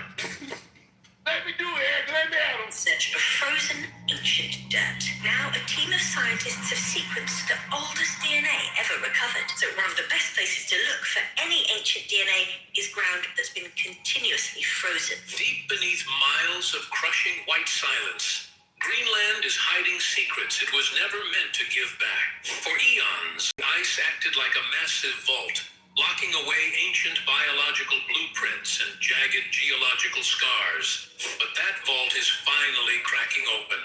What scientists are pulling from the slush today isn't just data, because it's a ghost of a world we don't recognize, and a warning about a future we aren't ready to handle. Some things were captured in Greenland, and you won't believe it. The ground beneath. At the far northern edge of the world, in a place called the Copenhagen Formation, scientists have uncovered a biological time capsule that technically should not exist. By drilling deep into the frozen earth, researchers managed to pull 2-million-year-old DNA out of the sediment. This is not just old. It is officially the oldest DNA ever sequenced on the planet. It beats the previous record holder by a full 1,000,000 years, completely shattering our scientific understanding of how long the building blocks of life can actually survive. This find reveals that Greenland was not always a barren wasteland of ice and rock. Instead, it was once a lush green forest, teeming with life that looks like it belongs in a different dimension. The genetic fragments tell a story of a lost ecosystem where massive cedar trees grew alongside poplars. Even more shocking was the animal life found in the samples. The DNA proves that mastodons, the giant, hairy ancestors of modern elephants, once roamed the northern tip of Greenland. They lived alongside reindeer, geese, and even horseshoe crabs in coastal waters that were significantly warmer than they are today. Okay. So, y'all gone? Yeah, you want me to continue? Yeah, I'm listening. Yeah. This was a vibrant, open-bore forest environment existing in a place that is now a frozen desert. Finding mastodons this far north rewrites the entire map of ancient animal migration and proves that life can adapt to extreme shifts in ways we never previously imagined. But this discovery is more than just a history lesson. It is a mechanical blueprint for a warmer world. Scientists are now studying these ancient genes to understand how these plants and animals survived a climate that mirrors exactly what we are heading toward today. They are looking for the specific survival code that allowed a forest to thrive at the doorstep of the North Pole. As the ice retreats today, it is exposing this ancient graveyard, turning a barren island back into the muddy landscape billions of years ago. We are literally watching the deep archive of Earth's past unlock itself in real time as the permafrost fails to keep its grip. While the return of ancient forests sounds like a fascinating transformation, it highlights a much darker reality. The speed at which this old world is resurfacing suggests that the ice sheet is not just melting, it is structurally collapsing. We are digging up the past only because the present is disintegrating. The mastodons and the forests are a reminder that the permanent ice is actually a temporary lid. This data tells us that Greenland is incredibly sensitive to temperature changes, and once the process starts, it is nearly impossible to stop. Now that the lid is coming off, we are starting to see that the island is not just a solid block of ice, but a hollowed-out shell with its own hidden plumbing and secrets. This ancient genetic data provide a window into a world that lived without ice. It forces us to realize that the current state of Greenland is the exception, not the rule. The terrifying part isn't just the fact that things are changing, but how fast the Earth can pivot from a frozen fortress to a muddy, steaming forest.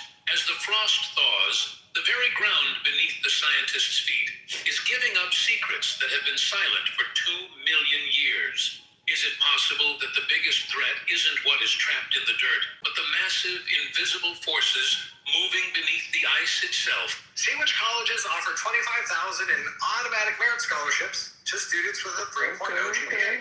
No special talent. The giant's veins. For decades, we looked at Greenland from above and saw nothing but a flat, featureless shield of white. We assumed the land beneath the ice was just a jagged, frozen floor. But when scientists used deep penetrating radar to see through the 2-mile-thick ice sheet, they realized they were wrong. They discovered something massive hiding in the dark. It is a mega canyon, a scar in the earth that stretches for over 460 miles. To put that into perspective, this hidden valley is longer than the Grand Canyon in Arizona. It snakes from the center of the island all the way to the northern coast, buried under a massive weight of frozen water that has kept it invisible for millions of years. This isn't just a dry trench. It is a giant's vein.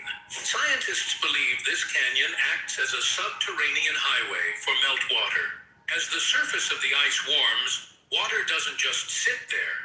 It finds cracks and holes, plunging thousands of feet down until it hits this ancient canyon floor. Once there, it flows like a dark river, a hidden torrent of liquid water moving at high pressure beneath the ice. This river lubricates the base of the ice sheet, acting like grease on a slide. Instead of the ice being anchored to the rock, it is essentially floating on a film of water, making it much easier for massive glaciers to slip off the land and crash into the ocean. The existence of this canyon changes every model we have for sea level rise. Before this discovery, we didn't fully understand why Greenland's ice was moving so fast. We now know that the island has a built-in drainage system that is working against us. This dark river is effectively hollowing out the ice sheet from the inside out. The canyon funnels heat and water directly into the heart of the island, reaching areas that should be frozen solid. It is a plumbing system designed by nature that is now being overloaded by a warming atmosphere. The more it melts, the more the river grows and the faster the ice disappears. What makes this find so unsettling is the sheer scale of the unknown. We are talking about a geographical feature larger than most European countries that was completely hidden from human eyes until very recently. It serves as a humbling reminder of how little we actually know about our own planet. We are standing on top of a world that is shifting and flowing beneath our feet, and we only just noticed the pipes. The canyon is a silent witness to Greenland's past, carved by ancient rivers before the ice even existed. And now it is the very thing facilitating the ice's destruction. The giant's veins are pulsing with more water every year, and the pressure is building. As this hidden network carries more and more to the coast, it weakens the structural integrity of the entire island. We aren't just losing ice from the top because of the sun. We are losing it from the bottom because of this invisible drainage. Hey, I'm gonna pause it. It's a 30-minute long video. I think we're about 10 minutes into it. Does anyone want the floor, or shall I continue? It's very similar to the South Pole and Antarctica, because they were saying the same thing there, that, you know, there was palm trees and stuff under that too. So I find it interesting that both of these poles were warm. So it shows that the land was all together at one time, like we thought it, as one, what do they call, what's the word for it? Pandora. Pangea. Yeah, Pangea. Yeah, it makes more sense now that Greenland and the South Pole were part of the Pangea. It makes sense to me. I'll end right there with that. That's a good video, Erica. It's this guy I'm following on Instagram and Facebook, and he's been tracking these pole shifts. And right now, that are melting the ice. Seeing that the north, you know, the where the North Pole is at, that part is already melted down, those ice caps and stuff. But according to him, with this new pole shift and this crustal shift, India, that's his prediction. He can't be wrong. India is going to be under ice very soon. So that's what he's predicting what's supposed to happen with this whole shift. And he's also like been going on into these sun videos, like something is going on with the sun. We're supposed to let out a huge coronal mass ejection. Like they're literally right now, real time, watching that thing grow. So this video, I land my plane. Oceans there are really warm. Like, I wonder why he thinks that. Said? What you just said? I wonder why they think like, the Indian Ocean is warm as I don't know what. So with a pole shift, so when a magnetic pole shifts, it changes up the climate. Then you have a crustal shift, meaning the land masses are moving again. So, you know, I guess we just got to think about, just imagine Pangea happening over again. Because even when you go look at these maps, like I found a map in this book. This lady, I think it was a man. He had this book. It was called the Universal Geographical Grammar. It is actually a whole atlas of the world in one thick, big ass book. And in the beginning of it, it shows the maps, right? When you look at the United States, California wasn't even, it was literally an island. That's how they looked at California, as a fucking island. So, yeah, I mean, I think this planet changes over time. It's not always going to be the same.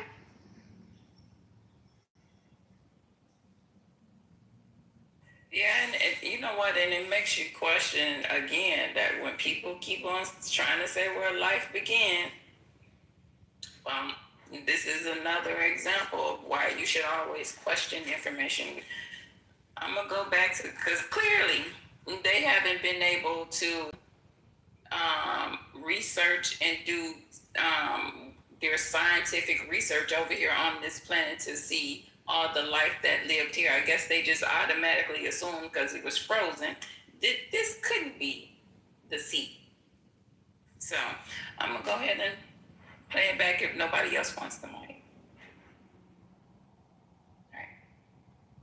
Is a dual threat system that makes the total collapse of the ice sheet look less like a slow melt and more like a sudden structural failure.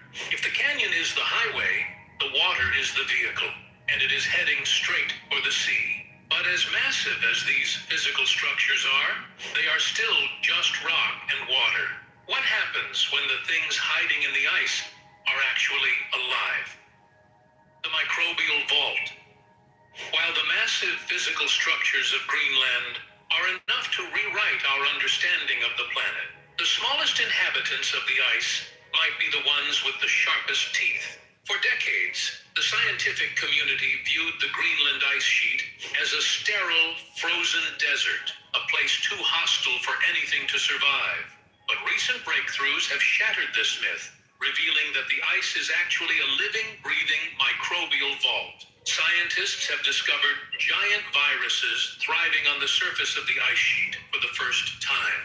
These are not your typical viral particles. They are biological anomalies that grow to 2.5 micrometers, larger than most bacteria, and carry a massive, complex genome that allows them to repair and replicate their own DNA in ways that standard viruses simply cannot. These giant viruses have been found living in the dark ice and red snow across Greenland.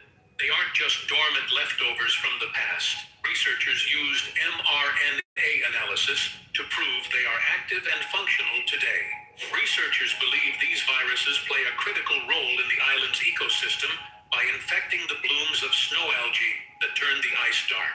While this might sound like a minor biological detail, it has global implications. Darker ice absorbs more sunlight, which accelerates melting. If these giant viruses act as a natural top-down control on the algae, they could be the only thing slowing down the disintegration of the ice sheet. We are only just beginning to understand how these organisms function in such an extreme environment. But the real concern lies deeper than the surface. As the permanently frozen ground surrounding the ice continues to thaw, releasing ancient organisms that have been trapped for tens of thousands of years. Already successfully revived viruses from Siberian permafrost, nearly 50,000 years old, proving that these pathogens can remain infectious after eons in the deep freeze. No gas, no oil, no problem. Here's one system that handles it all. If you're looking to upgrade your heating system with ease. Greenland's permafrost is a similar time-stamped archive. These Methuselah microbes are relics of a world that existed before modern humans, and our immune systems have had zero exposure to them. The threat isn't necessarily a Hollywood-style outbreak, but rather the reintroduction of ancient biological agents into a modern world that is completely unprepared for their unique evolutionary traits. The scale of this risk acts as a door opening to the past. The organisms emerging from the vault are not just curiosities. They are active biological agents capable of breaking down ancient organic matter and releasing massive amounts of greenhouse gases like methane and carbon dioxide back into the atmosphere. This creates a dangerous feedback loop. The warmer it gets, the more microbes wake up to decompose organic material, and the more gas they release, the warmer the planet becomes. We are essentially watching a biological engine jumpstart itself after being stalled for 1 million years. The most unsettling part of this find is that we don't know the limits of what is waiting in the cold. We are finding giant viruses that shouldn't be active, and ancient pathogens that shouldn't be alive. Are masters of survival, capable of enduring extreme pressure and sub-zero temperatures for millennia. They are a reminder that the ice was never just water. It was a security seal. Now that the seal is broken, we are forced to share the planet with life forms that were supposed to be extinct forever. The microbial vault is open, and we have no way to close it. As these microscopic threats emerge from their frozen slumber, we are forced to ask, what other massive, man-made secrets have we buried in the ice, thinking they would stay hidden forever? The Hiawatha Impact. While we often think of Greenland as a static shield of ice, its foundation is the scars of a violent cosmic history that we are only just beginning to map. In 2015, a team of scientists from the University of Copenhagen noticed a massive circular depression in the bedrock beneath the Hiawatha Glacier. While reviewing NASA radar data, they soon realized they were looking at a 19-mile-wide meteorite crater, an impact site larger than the city of Washington, D.C., buried under nearly a kilometer of solid ice. This was the first time an impact crater of this magnitude had ever been discovered beneath a continental ice sheet, and its presence suggests that Greenland's frozen surface is masking a much more chaotic past than we ever dared to imagine. For a long time, the age of this crater was a subject of intense debate. Because the structure looked so fresh and well preserved in radar scans, some researchers initially suspected it might be a very recent addition to Earth's geography, perhaps even striking as recently as 12,000 years ago. If that were true, it would have meant our human ancestors witnessed an iron asteroid over a kilometer wide slamming into the Arctic, potentially triggering a mini ice age. However, advanced dating techniques using argon gas and uranium-lead analysis of shocked zircon grains finally provided a definitive answer in 2022. The impact actually happened roughly 58 million years ago. This means the asteroid hit during the Paleocene epoch, a time when Greenland was not a frozen wasteland, but a temperate, forested paradise. The sheer energy released during this event is almost impossible to visualize. When the iron asteroid punched into the Earth's crust, it would have released the energy of several hundred nuclear bombs. It didn't just leave a hole, it vaporized the bedrock, creating shocked quartz, crystals that have been physically deformed by extreme pressure and temperature. The impact would have incinerated forests for hundreds of miles, sent massive shock waves through the tectonic plates, and injected enough dust into the stratosphere to briefly alter the global climate. Finding this scar today is like finding a crime scene that has been hidden under a white sheet for millions of years. But the most pressing reason this discovery matters today is how it affects the stability of the modern ice sheet. The crater isn't just a dead hole in the ground, it's a bowl that collects and funnels heat and meltwater. The Hiawatha Glacier, which flows directly over the crater, is one of the most active and rapidly changing glaciers in the region. The disturbed topography of the crater floor makes the ice above it more prone to fracturing and sliding. This creates a situation where an ancient cosmic accident is now accelerating the modern-day melting process. The freshness of the crater's rim and its central peaks continues to interact with the flowing ice, creating a turbulent environment that defies standard climate models. Furthermore, the discovery of the Hiawatha crater led scientists to find a possible second, even larger impact site. I'm putting together a small team of partners right now to help me flip dirt, and I want to show you exactly how to do it. No cost, no catch, just just 114 miles away.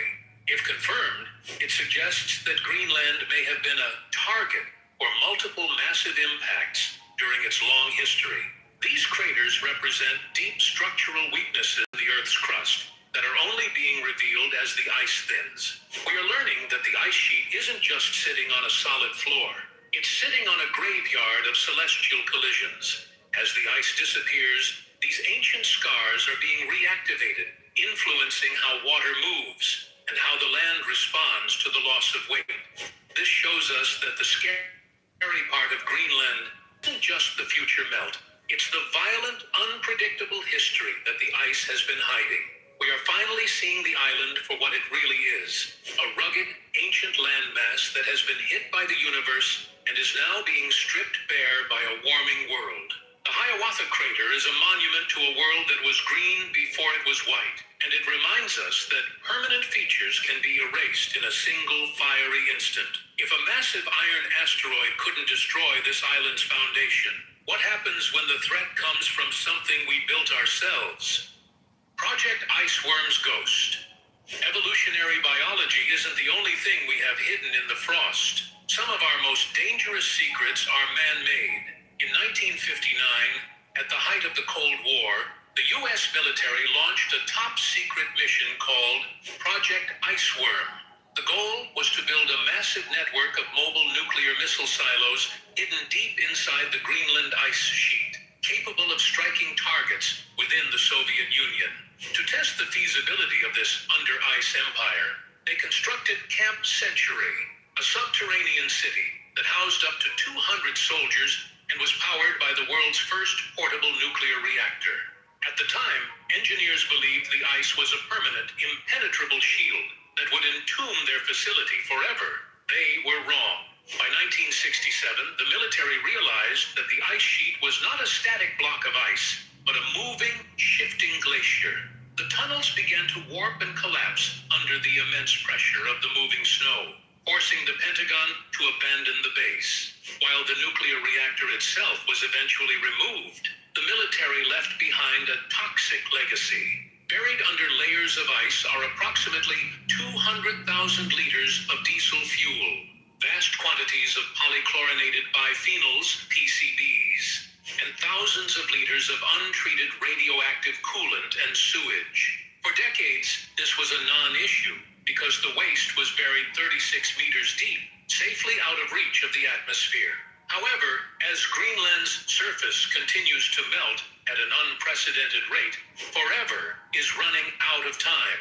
Recent climate models suggest that by the end of this century, the net balance of the ice sheet at Camp Century could shift from accumulating snow to losing ice. If the current rate of warming continued, radioactive and chemical waste could begin to resurface as early as 2090. This isn't just a local environmental problem. It is a ticking diplomatic time.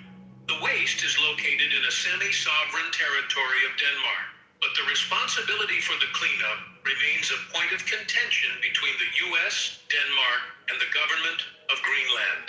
The horrifying reality of Project Iceworm is that it represents a human-made feedback loop.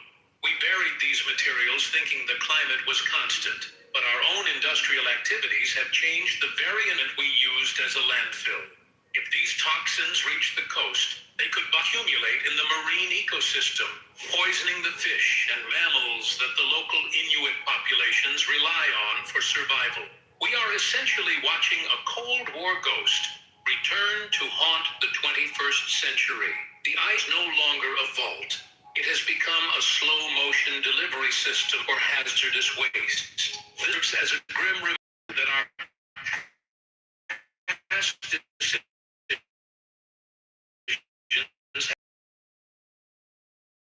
but the Earth doesn't forget. As the ice thinned and exposed is disappearing, we are the most dangerous things in the ice aren't just ancient viruses or meteorites, but the toxic debris of our own short-sightedness. Project Iceworm proves that even our most secure hiding places are vulnerable to a changing planet, and the bill for our secret history is finally coming due. But while man-made waste is a visible threat, there are other, more natural ways the ice sheet is literally hollowing itself out from the inside. The ticking abyss. While scientists have mapped the massive canyons and detected ancient DNA, some of the most urgent changes in Greenland are happening through a process that looks like the island is literally devouring itself. Across the surface of the 2-mile thick ice sheet. What would you tell someone who knows exactly what to do but can't make themselves do it? That gap has a name. Thousands of brilliant, sapphire blue lakes form every summer as the sun beats down on the white expanse. These supraglacial lakes look peaceful from a satellite view, but they are act fuses for a massive geological explosion. When the water pressure in these lakes reaches a critical point, it doesn't just overflow, it fractures the ice all the way to the bottom. In a matter of hours, a lake containing billions of gallons of water can vanish, draining through a vertical shaft called a moulin. A moulin is essentially a giant internal drain pipe that connects the surface of the glacier directly to the bedrock below. These shafts can be several dozen meters wide and drop over a half-mile straight down through the solid ice. When a lake drains, it sends a high-pressure pulse of water hitting the rock with enough force to actually lift the entire ice sheet off the ground. Recent observations from 2025 and early 2026 show that these drainage events are becoming more frequent and are occurring in triangular fracture patterns that were never seen before. Scientists are now seeing the ice crack open in real time, creating a connected system of pipes and channels that are hollowing out the interior of the island. Once that surface water reaches the base, it acts like grease on a bowling alley. Instead of the ice being stuck to the jagged rock, it begins to slide toward the ocean at an accelerated rate. This isn't a slow, predictable melt. It is a mechanical failure.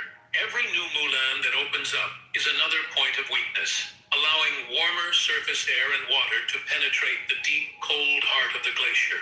As the summer seasons lengthen, now extending well into September, the volume of water being funneled into these abysses is reaching record highs. Furthermore, this internal hollowing is revealing that the ice sheet behaves more like a living, elastic organism than a static block of ice.